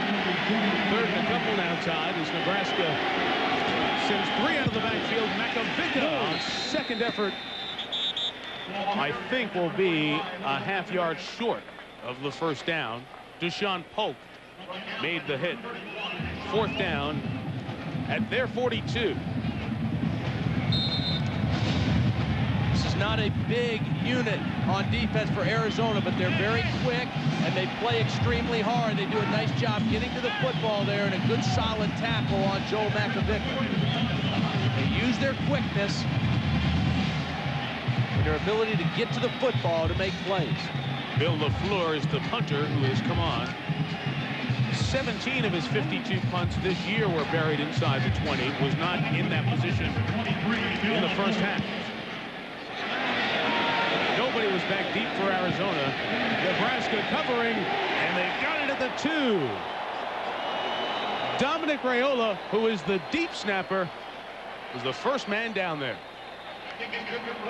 The freshman out of Hawaii pins Arizona in the shadows of the goalpost. This is the 14th straight bowl that Nebraska is playing a top 10 team. 13 of the last 14 bowls they've played a top 5 opponent. Only Virginia Tech in the Orange Bowl a couple of years ago was number 10. Arizona comes in ranked 5th by the media, 6th in the ESPN USA Today coaches poll. Keith Smith is the starting quarterback for this half. From the 2. Looking up top for Northcutt. And he came down with it. He pulled it away from the freshman Keo Craver and told him about it after picking up 26. This was a good play by everybody. This was a good throw by Keith Smith, a great catch by Northcutt, and good coverage by Craver.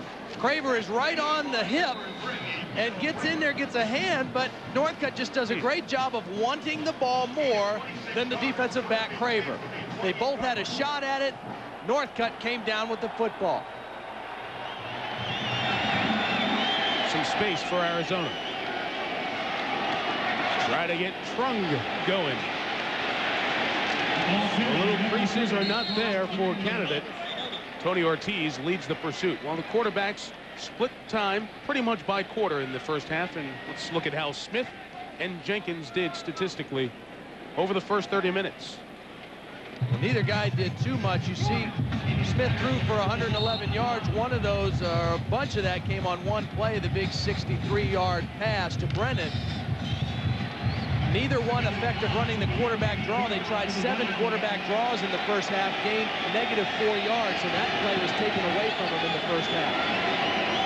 Shields in motion. Up top, Northcutt got a step on Craver, and it's incomplete.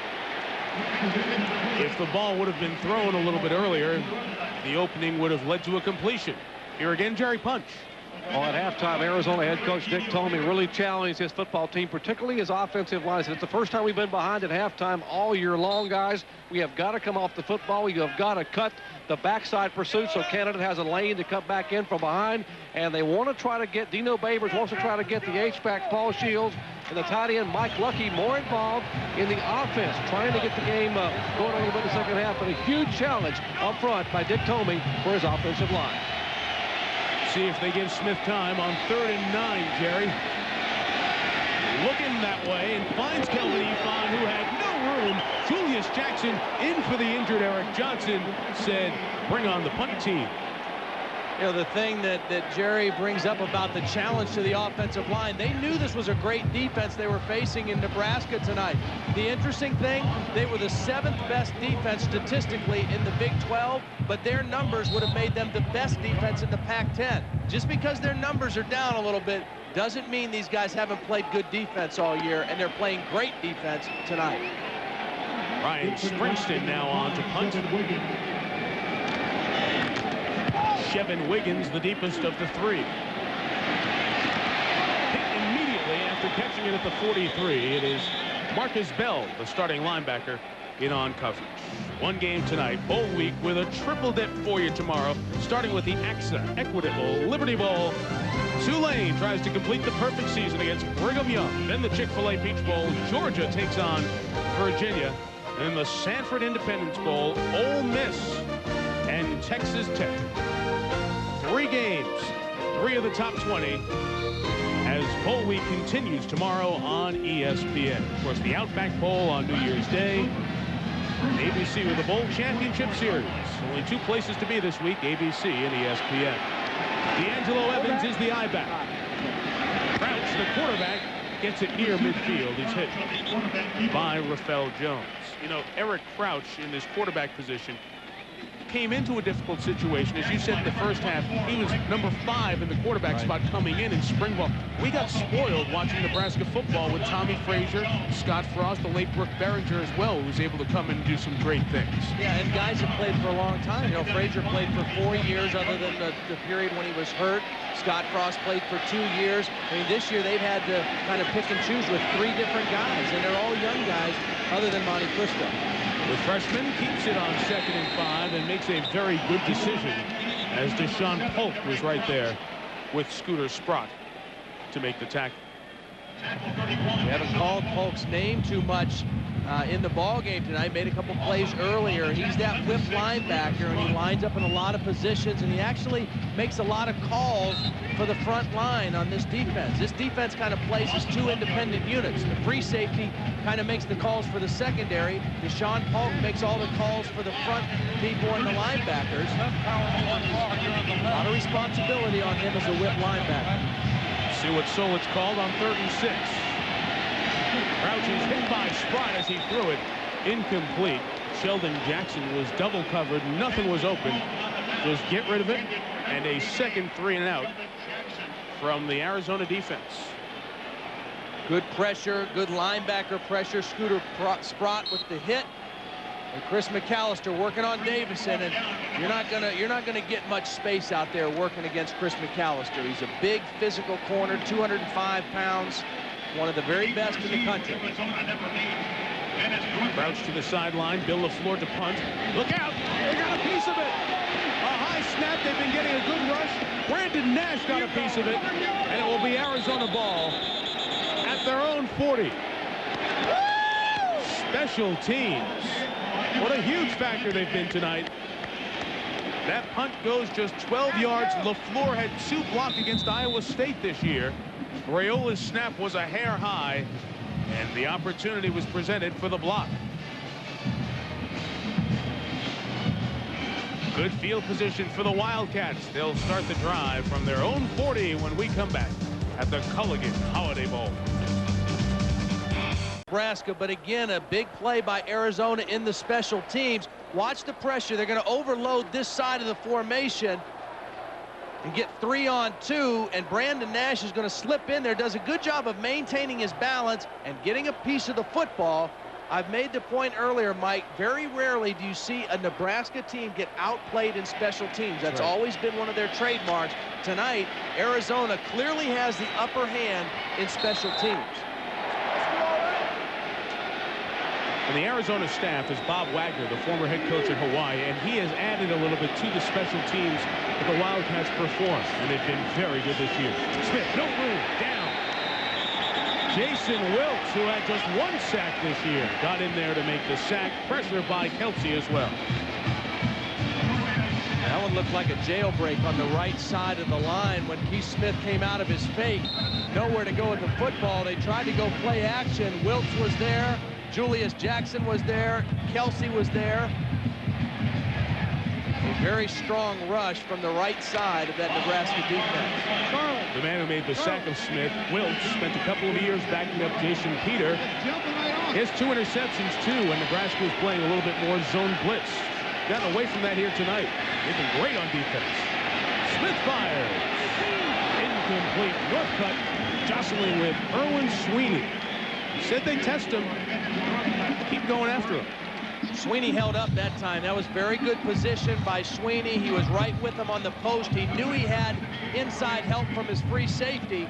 But watch Erwin Sweeney, right in good position on the hip, makes a play to the ball, and he's got Finley coming over the top to help inside.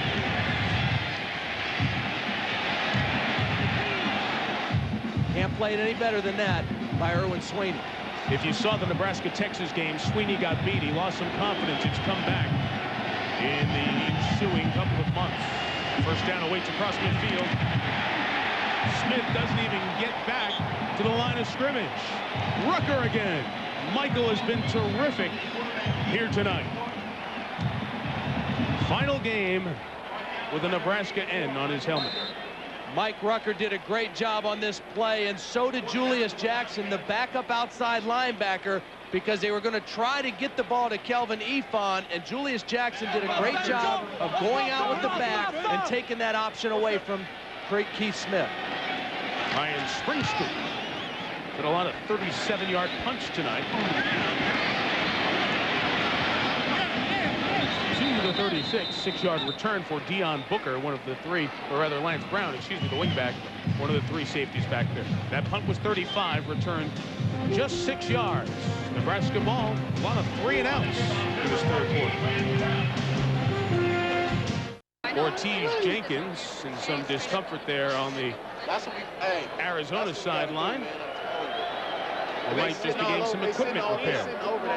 Third quarter, Arizona trailing by 4. The Wildcats kept without a touchdown here. Remember, they scored 50 in their last game against Arizona State.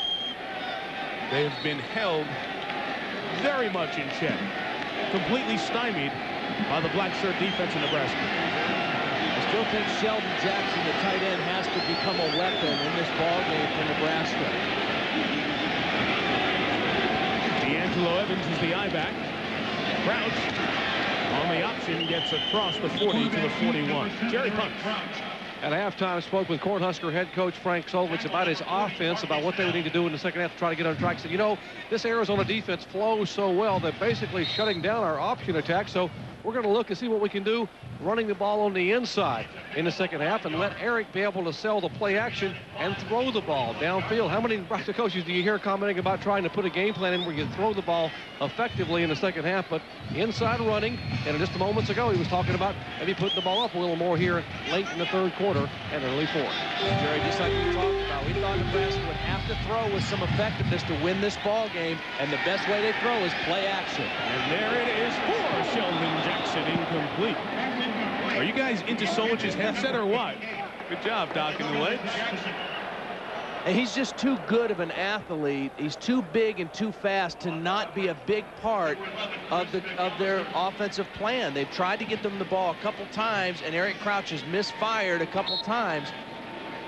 They had what they wanted. He actually had a half a step on Chris McAllister. McAllister a little fooled by the play action, but Eric Crouch couldn't get the ball to his big tight end. But they'll go back to him before this night is done. You mark my words. Third down has not been good for either team, because mostly they've been third and more than 5. Oh, disaster here. Motion penalty and a bad snap, and Crouch should just get down, and he finally does at the 23-yard line. Boy, he took an odd twist to the leg when he went down as well. But he's okay. He gets up. They had a whole bunch going wrong on this play. They had movement by their fullback, then the bad snap by their senior center, Josh Heskew. And Eric Crouch did the right thing of just making sure he got the football. First, there's going to be movement by D'Angelo Evans. That would have been a penalty on Nebraska first. And then the bad snap by the center.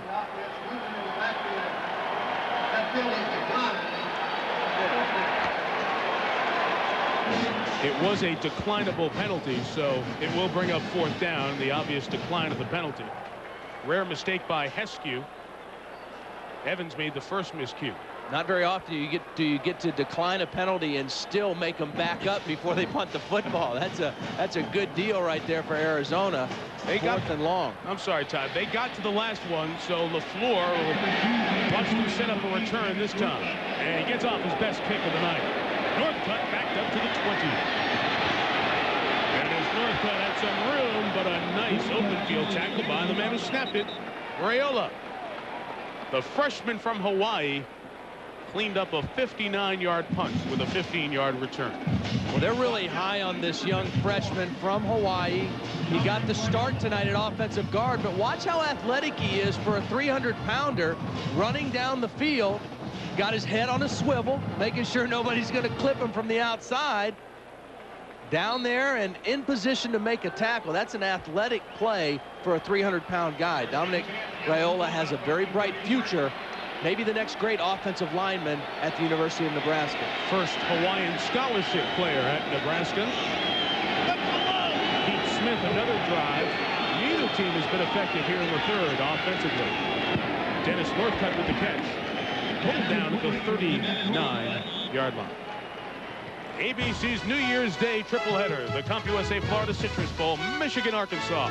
Then the Granddaddy, the Rose Bowl presented by AT&T, UCLA, Wisconsin, Pinocchio Sugar Bowl with Ohio State, Texas A&M. Saturday night in prime time, Syracuse takes on Florida in the FedEx Orange Bowl. Then Monday night, the national championship game, the Tostitos Fiesta Bowl, Tennessee, Florida State on ABC, your home for the bowl championship series. On 2nd and 5, Canada. Finally some room, and Trung gets across midfield into the 45. 16, his longest run of the night.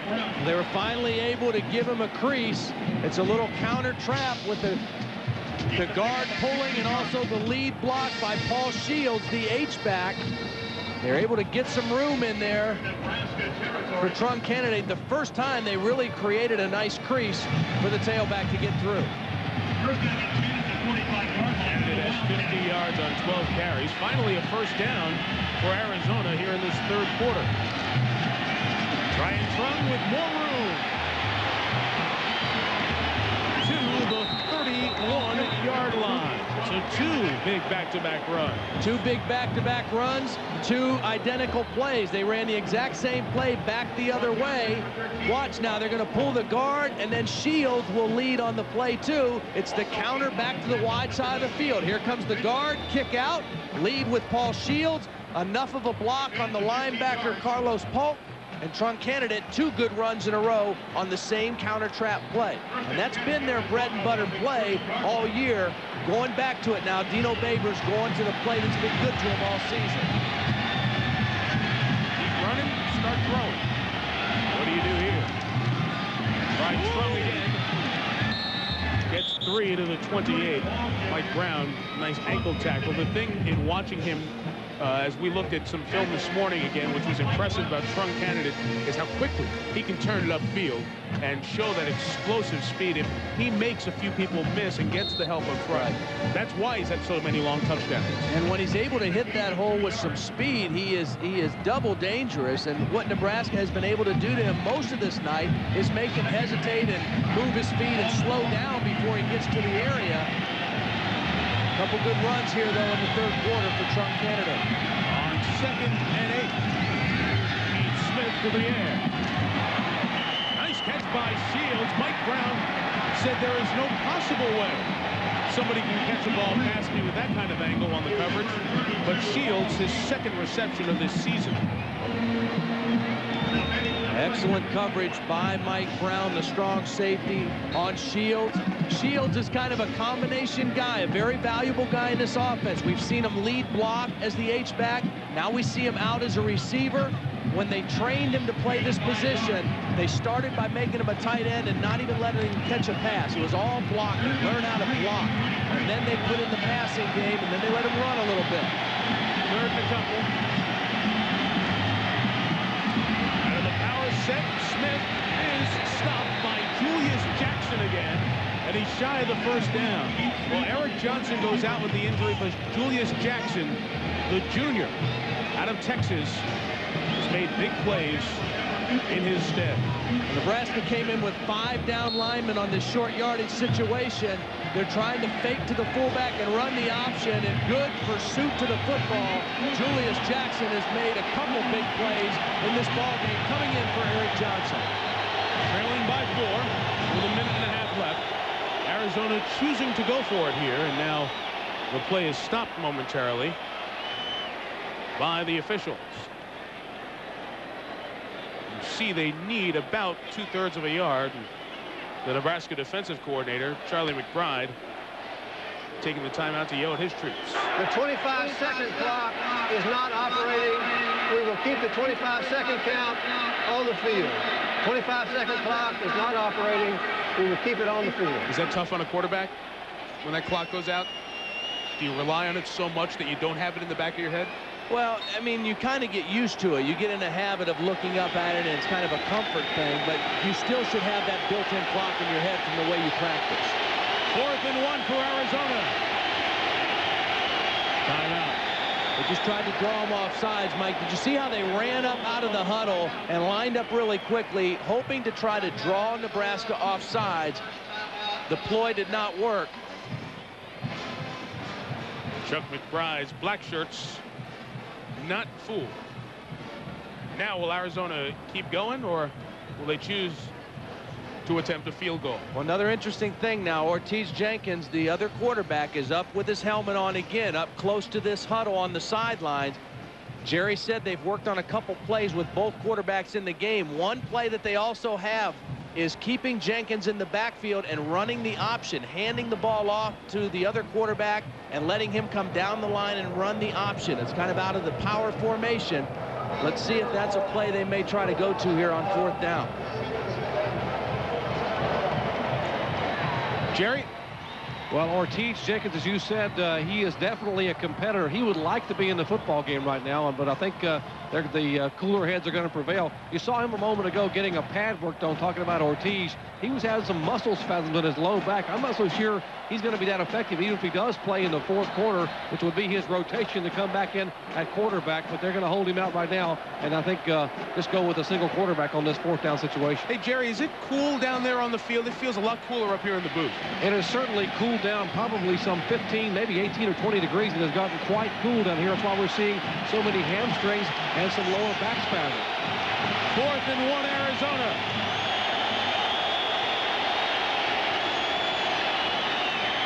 First down, Wildcats.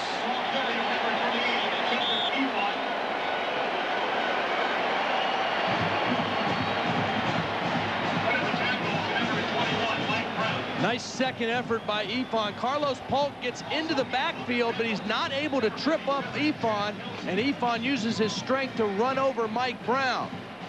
Good hard-nosed run by their leader. The players and coaches call Kelvin Ifan the heartbeat of their team. And you saw the reaction from Ortiz Jenkins. Quarterback position's usually about ego, not with these guys. They define team players.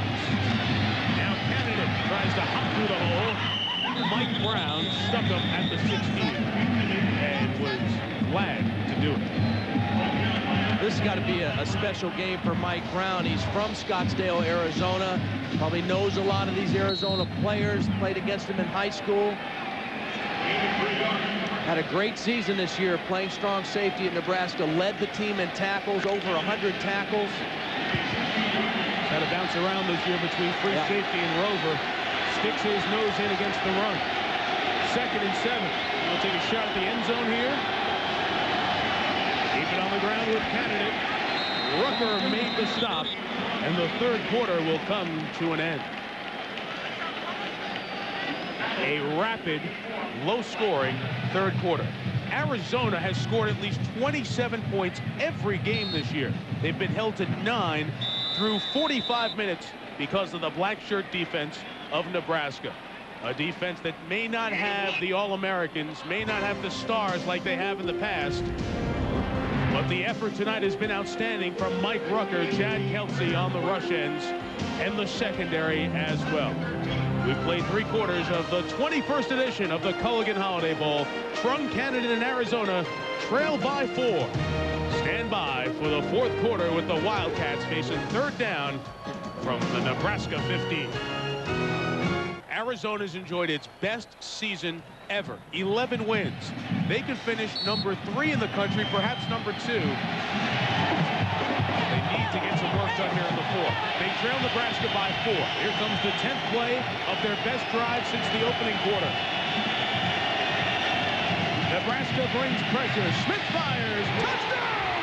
What a catch by Brad Brennan!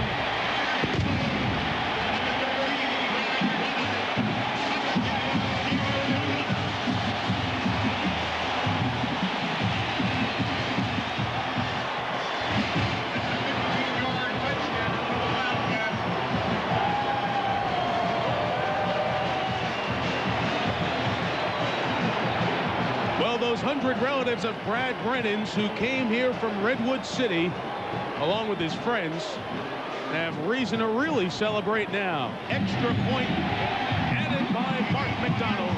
Arizona leads 16-13. I want to show you one thing Keith Smith did on this play really well. Watch him look off this safety, Clint Finley, and know he can get the post in there. All he's got to do is hold Finley for a half a second. He holds him in the middle. That's one step too late for Finley to get over and help the corner, in this case, Mike Brown. Brennan's in the slot working against Mike Brown, the strong safety. He thinks he has help inside. Finley can't get there in time. Keith Smith did the look off, felt the pressure, knows that if he didn't score there, that may have been his last shot for a while. Maybe go to Ortiz, but he shows he can have the hot hand on the touchdown pass to Brennan. And Jenkins, you think he's rooting for his guys? Of course he is. As Smith hooks up with Brennan, who's seeing more action because of the injury to Jeremy McDaniel, and they hook up for the touchdown. And when that happens, when you lose a guy like that, somebody else has to step up and make some plays. And Brad Brennan has stepped up for the Arizona Wildcats.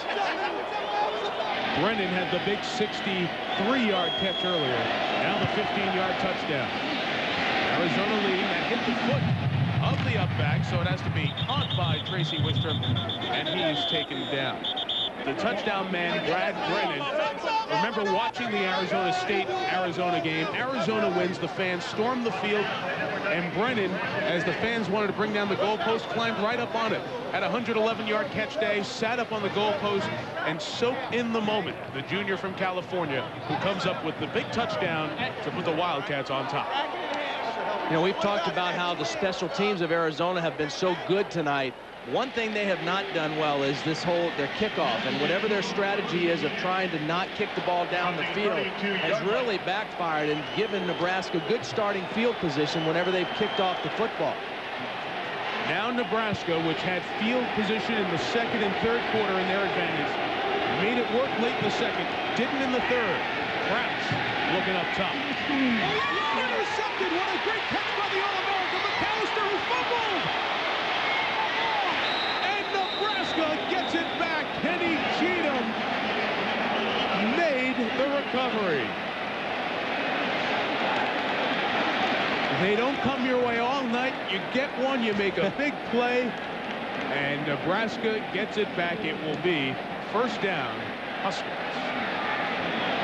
Well, McAllister was playing zone here. He wasn't in man-to-man coverage. He was just in the right place, but you see his athletic ability reacting to the thrown ball and going up in the air for it.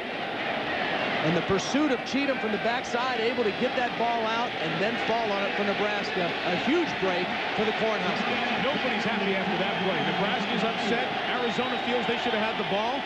Instead, it's 1st and 10. And D'Angelo Evans is stopped by Deshaun Polk and Chris McAllister. McAllister from Pasadena, California, the only first-team All-America on the field. So when the Arizona team was upset about not getting to their first ever Rose Bowl, you know McAllister had to be crushed. He could have closed out his collegiate career in his hometown. Now had to stick his nose in on run stop. And he did exactly what you want a corner to do. He took on the bigger man coming out, Raiola. He turned the play back to the inside, knowing that he had help coming from there. Deshaun Polk gets the tackle, but McAllister did his job in run support. 2nd and 9. Crouch's pass with way too much air and incomplete. See, this is not Nebraska's game, dropping back and throwing like this. Chris McAllister, we saw him make an interception a moment ago. They're trying to get him involved in the defense. This time they bring him on a blitz. He gets double teamed. Can't get to the quarterback. But Arizona and Rich Ellerson trying to find other ways to get his best player involved in what they're doing defensively. McAllister, who made a recruiting visit to Lincoln, now locks up in man coverage on Cheatham. 3rd and 9. McAllister coming. Crouch got it away to Cheatham, and he got the first down. What a great play by Eric Crouch, Mike. I mean, he knew the blitz was coming. He knew McAllister was unblocked, and for a young freshman, had the presence to stay in there and deliver the football downfield to Cheatham. A great play by Eric Crouch. Here comes McAllister again. He's going to come on the blitz untouched. Both backs go the other way. He comes off the corner. Nobody touches him. but great presence by Eric Crouch to stay in there and deliver the football. You saw the sod in McAllister's helmet. He was slow coming off the field. They were late getting a sub on. Nebraska broke the huddle, and Arizona had to burn a timeout, the second one they've used. Great disguise by Arizona. He lined up right over top of Cheatham, and it completely fooled the Nebraska team. They weren't expecting that corner blitz, but Eric Crouch made a great reaction to it and still made the completion. One timeout left for Arizona. McAllister, the All-America, almost got there, but Crouch keeps the drive alive. This bowl game has made its name because of great finishes in close games. It's been a while, though. Only 2 of the last 10 have been decided by 7 points or less. Looks like we have a close one here as Chris McAllister and the Arizona defense just watched Eric Crouch in Nebraska come up with a huge third down conversion. It's 1st and 10, Nebraska. Crouch keeping on the option and gets stuck. You can hear the contact on the hit by Eli Winnick, who's shaken up. Hey, Marty! There you see McAllister thrown at just 4 times tonight. Not visited very often, but came up with a breakup and an interception. And I think it's really interesting what Rich Ellerson has done here in this series. 2 plays in a row, he blitzed him off the corner. He says, hey, if they're not going to throw at him, they're going to try to stay away from him. I'm going to bring Chris McAllister to the Nebraska offense. They try to stay away from him, I'm going to bring him to the action. That's why he's blitzing him here in this series in the 4th quarter. Winnick took a really hard pop on the defense. Player on the defensive line lined up here, in an the offside penalty. 5-yard penalty To add to the anguish for Arizona as the youngster made the play, Eli Winnick. And they're talking to him on the field. Shows you a little bit about how physical Eric Crouch is also. It was the quarterback who Winnick hit on this play as he turned it up inside. You got to be a tough guy. You see Crouch's head gets jolted back, but as it turns out, Winnick gets the worst of that collision, but it was a good hit on Eric Crouch. And again, to play quarterback in this offense for Nebraska, you have to be a tough guy, and Eric Crouch is definitely a tough customer. Winnick, a Pac-10 academic performer, 3.75 GPA as he comes off the field. Now, you talk academics, and we say the term student athlete doesn't apply often enough in college sports. It does with these teams, especially Nebraska. Nebraska has 3 more first-team, national first-team academic All-Americas this year, including Makovica, the fullback, behind Crouch. 55 first-team All-Americas academically in Nebraska history, 17 more than the next on that list, Notre Dame. Nebraska doesn't just win championships, they send champions into the real world. 1st and 5 for Crouch. Oh, how did he get free? The strength and the quickness shown in back-to-back plays by the freshman out of Omaha, Nebraska. You're right, Mike, because Arizona actually got great penetration on this play. It looked like they were going to trip up Eric Crouch behind the line of scrimmage, but he was able to use his foot speed and quickness. Watch the penetration right there at the point of attack. They almost trip him up. Once he gets a little bit of a crease, he uses that speed to get outside. Makovica absorbed the hit from Marcus Bell as well. Right there. You know Marcus Bell's going to take a direct path to the football, and that time it would have had to go through Joel Makovica. On 1st and 10, they're trying to go up top. Wide open is the forgotten man, Tracy Wistrom. Tracy Wistrom moves it down into Arizona territory at the 27. 33 yards. And Makovica had another key block on that play. Really a nice play call by Frank Solich. He sends 2 receivers deep. Arizona is convinced that Crouch is going to try to throw the ball deep downfield. They slip the other tight end, Wistrom, underneath. Here's Wistrom right here. Watch him come off underneath. 2 receivers are going deep. Eric Crouch reads the play, says, I don't have it deep. I'll dump it off to Wistrom. Big play in the passing game for Nebraska. Crouch back to the air on 1st down. Makovica inside the 10 and down to the 6-yard line. Mike, Mike, I've made this point in the game already, but it's worth making again. Nebraska on those 2 plays, that's throwing the football when they want to throw it, dictating when they throw the football. Not in 3rd and long, not in 2nd and long, fake play action, throw short. When they're expecting run on the defense, that's when you want to throw the football. And in this series, this drive right now, Nebraska is throwing the ball when they want to. This guy's so versatile. He practiced at IBAC this fall when the injuries started leveling Frank Solich's team. But now his squad has the higher passing total. What a drive this is. Remember, McAllister was going the other way for a touchdown on the interception. Now Crouch peeps and gets stood up at the 4 by Rafael Jones, the free safety who used to be an option quarterback. Maybe that helps him sniff out the option for Nebraska. Arizona has done an outstanding job on the option tonight. They've been very sound fundamentally, knowing who has the quarterback, who has the pitch man. They've not given up the big play in the option. That's the thing you fear when you're an aggressive defense, is giving up a big play where they start the band playing at the end of it. And Arizona hasn't had to worry about that tonight. They've been very fundamentally sound in defending the option. Jones, the starting center fielder on the Arizona baseball team. 2nd and goal. Crouch with time and space for Wistrom. Touchdown!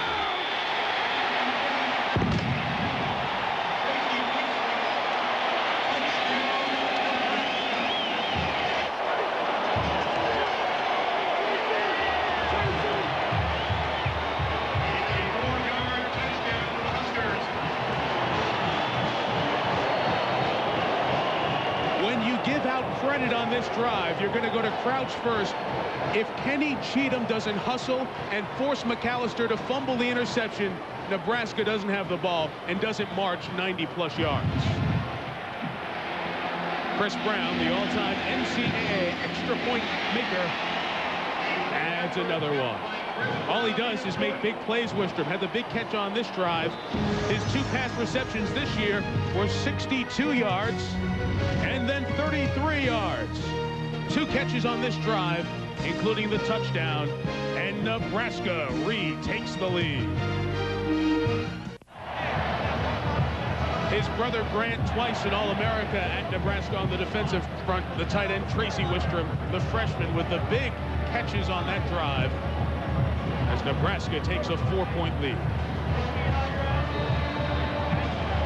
Made a great point there, Mike. A huge assist on that touchdown play and drive has to go to Kenny Cheatham for his hustle play on the McAllister interception.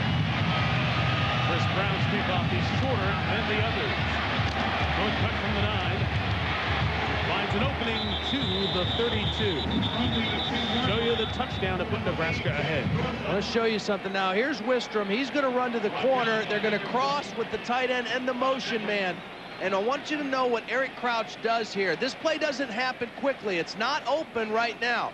And he makes a throw where it's either his guy can make a catch or it's incomplete. There's nothing else bad that can happen on this play. Either his guy makes it or it goes out of bounds harmlessly. A perfect throw by Eric Crouch, giving his taller receiver a chance, and Tracy Wistrom comes down with the touchdown. Eric Crouch, who had to sit out a year because of an ankle injury so severe coming out of high school and needed more surgery, he's battled through a lot of pain and a lot of people in his way to be the Nebraska starting quarterback. Now can Keith Smith answer? He starts with Paul Shields. An 8-yard pickup. It'll be 2nd and 2. Still plenty of time left with 10.5 here in the 4th quarter. But an exhilarating start to this final period.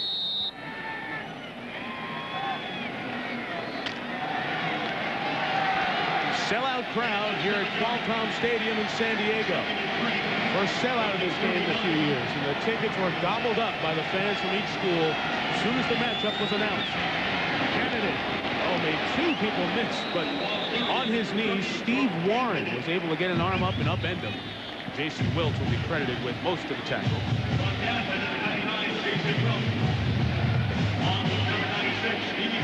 Watch the scores go by. We remind you that SportsCenter will follow our game. Basketball after that. Thank again. Look at Rucker chasing the play down from the backside. He doesn't get the tackle, but the two rush ends really playing well, chasing things down from behind. Both seniors playing in their last college game for the Cornhuskers. It is a first down for Arizona. Smith pumps short, covered long, takes off, and is still going. Hit hard by Mike Brown, who loves to lay a lick. Pete Smith to the 36. He picked up 20. Really a good decision by Keith Smith. They tried to set up the corner and go out and up on Sweeney with Northcutt. It was covered. You see, watch the pump fake. They want to go out and up. Makes a good decision to run up the gut. At that time, there was no inside push by Nebraska. And Keith Smith was able to get it in. Smith, that you saw come to the sidelines, came out. Ortiz Jenkins is in.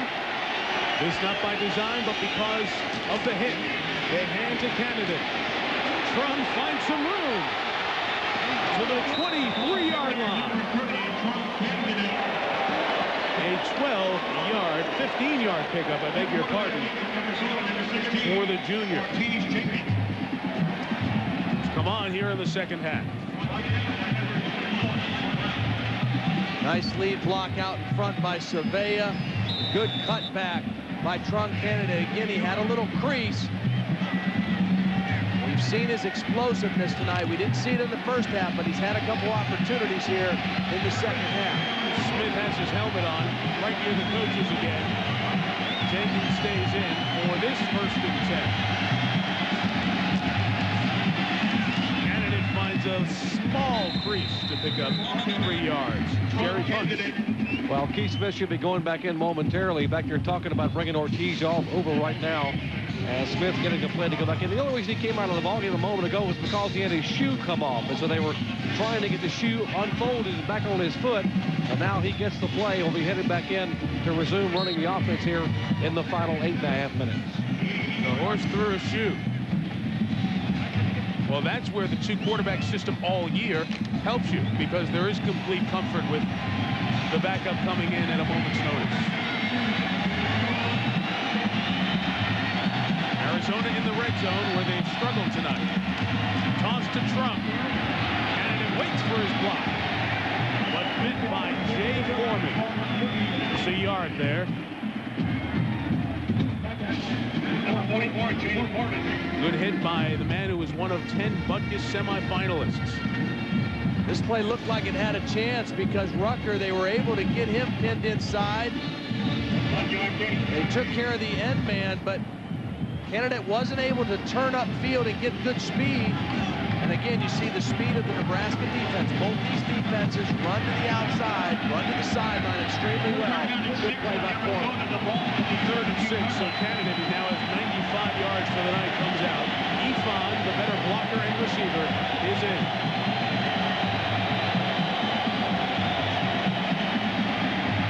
Smith on the move, running for it. Got the first down inside the 10.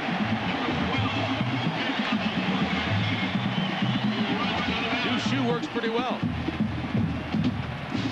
1st and goal. Well, this time they ran a twist. Kelsey went inside and Lauren Kaiser came outside. Kaiser doesn't have near the speed that Chad Kelsey does, and Smith was able to turn the corner on the Nebraska defense. Normally they rush that end right up the field, and that would have been Kelsey that Smith would have had to get around. That time they ran the end inside, brought the tackle out, and Smith was easily able to outrun Kaiser. 1st and goal. Arizona looking to retake the lead. Play action. Smith. Room to run. Takes off. Got a block. And got to the 1. Almost shades of his buddy Ortiz Jenkins getting pushed up in the air and somersaulting into the end zone against Washington. Keep an eye on Paul Shields downfield getting a block too. He's one of those seniors that Dick Tomey said playing his best football this year as a senior. Keith Smith looking for his tight end. Lucky can't get it there, but because of the block by Shields downfield, gets it down inside the 5. Another good decision by Keith Smith. If it's not there, make something positive happen. Almost looked like John Elway in the Super Bowl when Elway got Whirly-bird it around. It's heading in the same end zone where that happened. This is where the Broncos won their Super Bowl. 2nd and goal. Arizona looking to take the lead. Ifan. Touchdown!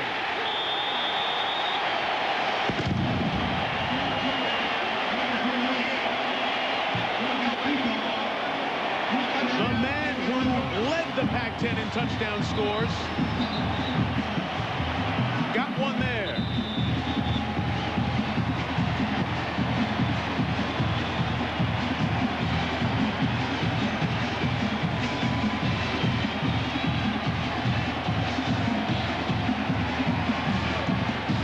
Saw Yusuf Scott, the offensive lineman, start running. He wasn't running off the field. He was running to check on one of the offensive linemen. The starting tackle, Manu Savea, is shaken up on the play. So they will look at Savea before the extra point. This offensive line that's been so cohesive all year, no one lost to injury. Yeah, they were able to start the same 5 every game, and they did this a lot. Just open a little hole for Ifan, his 17th rushing touchdown of the season now. None of them over 10 yards. I mean, he's a short yardage specialist. Dick Tomey said he's never had a better leader, a better captain, better guy in his team than Kelvin Ifan. He's not a starter, but he's been a great leader. He's a guy that everybody on the team has tremendous respect for. And one of the real reasons the chemistry of this Arizona team has been as good as it's been. So Kelvin Ifan's touchdown puts Arizona on top. Savea coming off the field okay. I think he just had some cramps. Went to the ground, they worked on him, and he's off on his own power now. 4th lead change of the night. Mark McDonald on to add the extra point, which he does. Touchdowns on 3 consecutive possessions, 2 for Arizona. The latest by Ifan. A drive led by Smith gives Arizona the lead. Back in San Diego, just over 6 minutes remaining in this 21st edition of the Culligan Holiday Bowl. What an effort by Kelvin Ifan, the young man who's a fullback at Arizona, who was injured on Christmas Eve, had his ankle rolled up on, has not practiced since Christmas Eve. The players and coaches said, we don't know if he'll be able to play or not. Ifan said, I will play. He is the emotional leader of this Wildcat offense. He was incredible in the locker room at halftime. Someone said it looked like Tarzan going from wall to wall without a vine. But this young man, with all the emotion and a lot of guts, puts it in the end zone for Arizona and puts them back on top. Recruited to Arizona, Jerry, on a basketball scholarship. He couldn't play football his first fall because of the hoop scholarship. Finally, a deep kickoff. But opportunity for Shevin Wiggins to bring it back to the 30-yard line.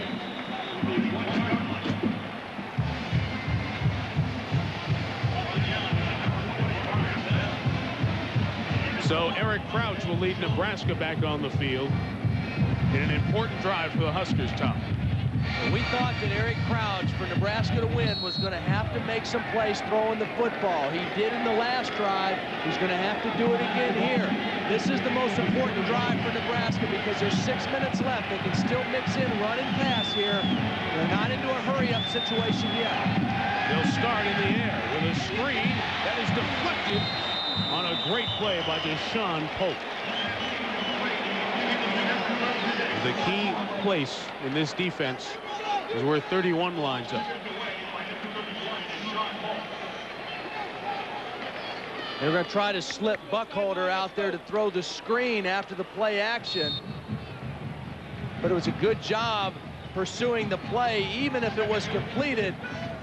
Arizona was in pretty good position. Here's Buckholder. They were trying to get the screen to him.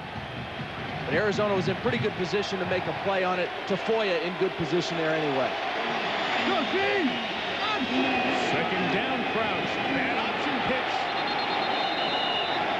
It was behind Buckhalter, who was all taped up as well. So maybe he wasn't in the spot he normally is because he's not 100%.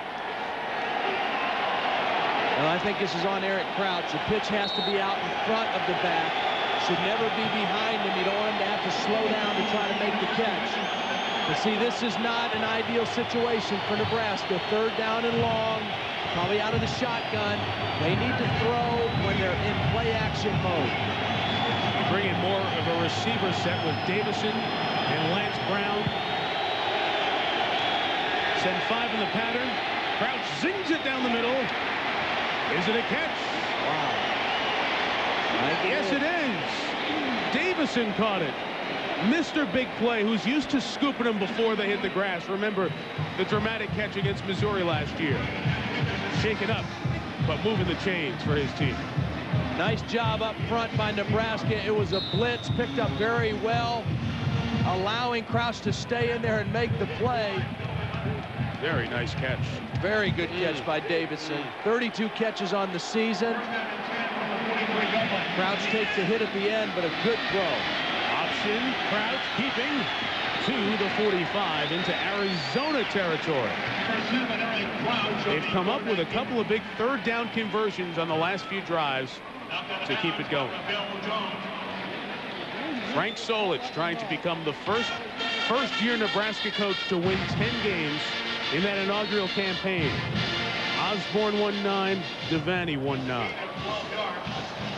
See, this is the drive for Frank Solich in Nebraska, because there's enough time on the clock that they don't have to run a no-huddle offense. They can still run the ball. They can still use the option. This is a good setup for Nebraska as long as they can keep moving the chains right now. Makovica carrying, and the fullback gets to the 41. See, the situation you're thinking of right now, if you're Frank Solich, is, you know, worst case scenario now, we get another couple 1st downs, and we have Chris Brown, the all-time leading scorer in our school. We can put this game into overtime. If we can go beyond that and get a touchdown, we can try to win the game on this particular drive. But they don't have to get into a hurry-up mode, which works in their favor. Browns, that is snuffed out. What great strength from Daniel Greer, the man we highlighted on the defensive line to start the night. Drove his would-be blocker right back into the quarterback. Huge play by Daniel Greer, because that knocks them back into another 3rd and long. They were able to convert a moment ago, but this time Daniel Greer just does a great job getting inside of Ben Gesford, number 72. Cut right across the tackle's face, did a nice job getting up the field and forcing the long yardage situation for Nebraska. After the play by the first-team All-Pac-10 defensive lineman, Crouch looking long. McAllister, interception. Out of bounds at the 31. The All-American makes a big play on Nebraska's 4th turnover of the night.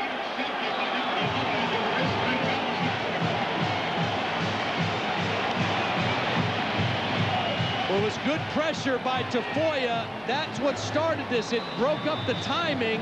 Eric Crouch had to reload, and if you're going to throw late, you sure don't want to throw late on this guy, Chris McAllister. He had his eyes on that ball the whole way, made a great play on the football. His 2nd interception of the night. He had 5 during the year. The All-American, with help from the defensive front, gives Arizona the ball with the lead. Arizona leads by 3. They just got the huge interception by McAllister. Here's what set it up. Watch Tafoya, 99, get the good inside rush on Gesford. He forces Eric Crouch to reload, and by that time it's too late. You're not going to throw the ball late down the field and beat Chris McAllister. Great rush by Tafoya, and a typical Chris McAllister play on the other end. What's up, beat down? Arizona defense answers the call as Nebraska has outgained the Wildcats here tonight. Now with 3:10, Nebraska has all 3 of its timeouts remaining. And Arizona grinded out. Strong candidate.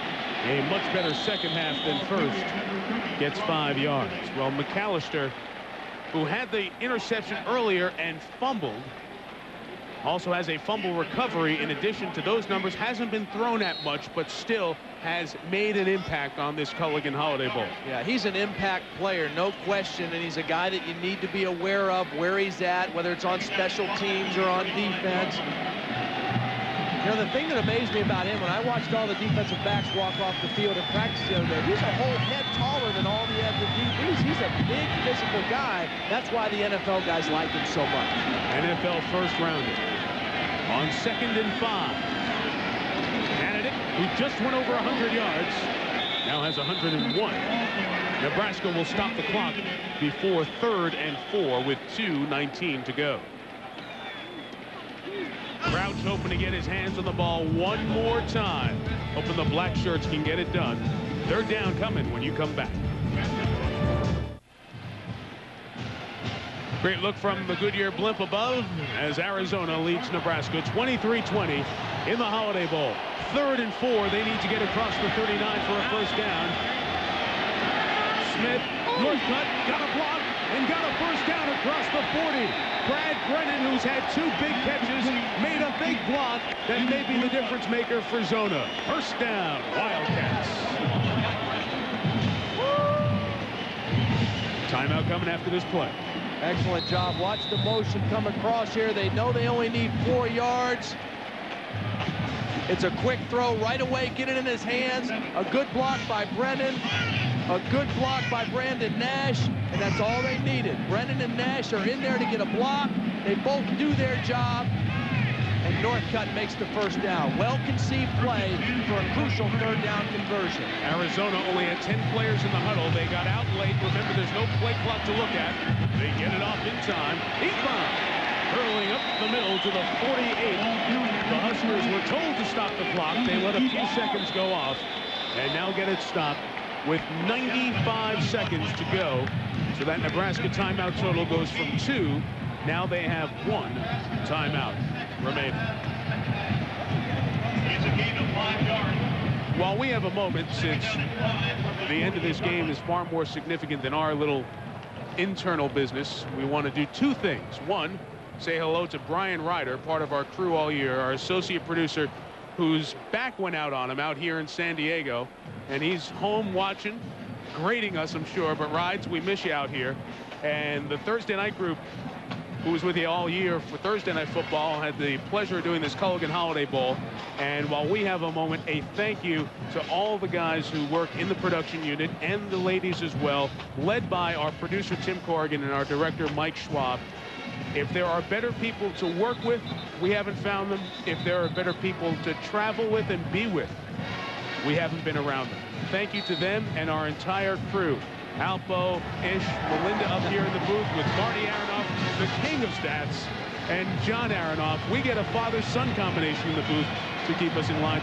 Todd's dad, Ron, as well. Guys, thank you. It has been a joy, and what a great place to finish the season. Remember that. 2nd and 5. E5. To midfield. Will Nebraska use its final timeout here? Yes, they will, with 89 seconds to go. A timeout here. The play of the game coming up.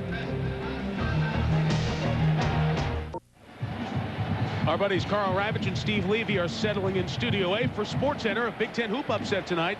NFL injury update on Drew Bledsoe and the Pats, and a report from Chris Leankirk in Tempe.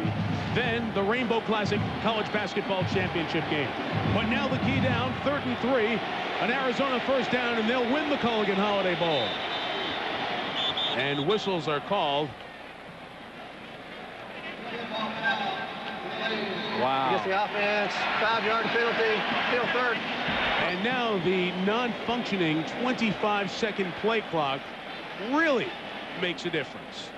Now that is tough now because you're on the sideline for a timeout, so you don't know exactly when they start that play clock. That's a tough situation and a very, very tough penalty for Arizona because it totally changes this 3rd down play. They had a chance to really run one in there. One more first down puts this game away for Arizona. And same thing, the play clock started 12 seconds ago, and now the play is just getting in. Right. 3rd and 8. They'll still probably run it here. Counter trap with Efon. Smith will keep and run, get pulled down by Rucker. Nebraska will get the ball back as the clock will run down, and we'll listen for the whistle to start the play clock. Give you an idea of how much time they'll have. I would imagine Arizona will take a penalty here and punt 5 more yards deeper, but run every bit of time off the clock as they can. Nebraska can't stop the clock again. It's 25 seconds from 1:09, so that will be 51 seconds approximately.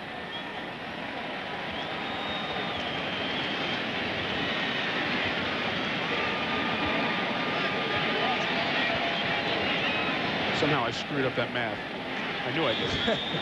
41. They didn't teach 42. that at Syracuse, did they? Yes, they did. I just... A dead ball foul, delay of the game against the offense, 5 penalty, still 4th down. He ran out of fingers and toes. That's what happened. Because I had gloves on for all that time. It was so cold. So 42 seconds, not 52, for Springston to kick it away. There's his average. He's had 4 37-yard punts tonight. Exactly 37 yards 4 times.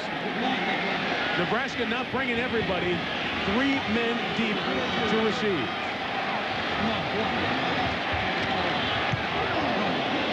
Still got a nice rush on, very high. Brown did not fair catch it. It took a sideways hop at the 26. Eric Crouch has to try to get him in field goal range for Chris Brown, whose career long is a 51-yarder, so you think they have to get to around the 34-yard line. Well, Eric Crouch has got an arm now, and I enjoyed watching him throw the football in practice. He's only completed 48% of his passes this year, but he certainly has a strong enough arm to make the kind of throws you would need to make in a drive like this. But this just isn't Nebraska football to have to try to get in position to win a game out of this kind of formation in this kind of situation. They need about 40 yards to get in field goal range. Crouch looks for a lot of it early. Incomplete. Cheatham streaking down the field. They went away from McAllister, and the oft-tested Kelvin Hunter stood up to the challenge. Trying to take a shot with their big receiver, Cheatham. Cheatham at 6'4", 210 pounds, going against the 5'9" Hunter. Pretty close. Cheatham, who's been dinged up a lot, asked out. 4 receivers on 2nd and 10. Pass is caught, but inbounds for Hafke, and they've got to hustle. They can't just down the ball, too. No timeouts left for Nebraska. Still have to pick up a 1st down, and the SEC officials having a tough time getting it spotted here. We're down to 9 seconds left. It's 3rd down, remember. And they down it with 4. If you're in that situation, you'd usually get up under the center. But now they've got 1 play left. Well, that's why I just said, Mike, this is not the way Nebraska is used to trying to win football games. Some teams are used to doing it this way. Nebraska is not. Arizona wants a timeout to make sure it gets things set properly. Remember, Arizona is number 6 in the country. There's the clock running. The official couldn't find the spot. Now got the lineman out of the way. Got it set and spotted with the 11. But they're back in the shotgun. Yeah. Looking over to the sideline. Like you said, if you're going to spike it, you don't take the shotgun snap. Get under center. Do it as quick as you possibly can. The problem resulted, though, from throwing the ball to Hafke inbounds, making him have to fall down to catch it. He's got to make that catch and get out of bounds so you don't have to waste all that time. What does this mean to Arizona? If they don't get a Hail Mary against them here, think about this. Wisconsin plays number 5 UCLA. Number 4 Kansas State lost last night. Number 3 Ohio State plays Texas A&M, as hot a team as there is out there.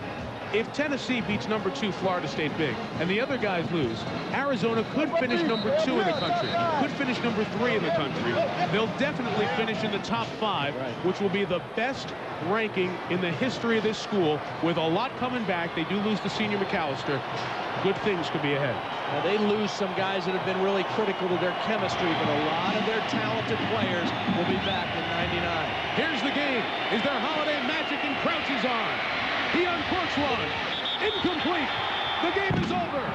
And Arizona has capped off the best season in the history of the school, winning the Culligan Holiday Bowl by 3.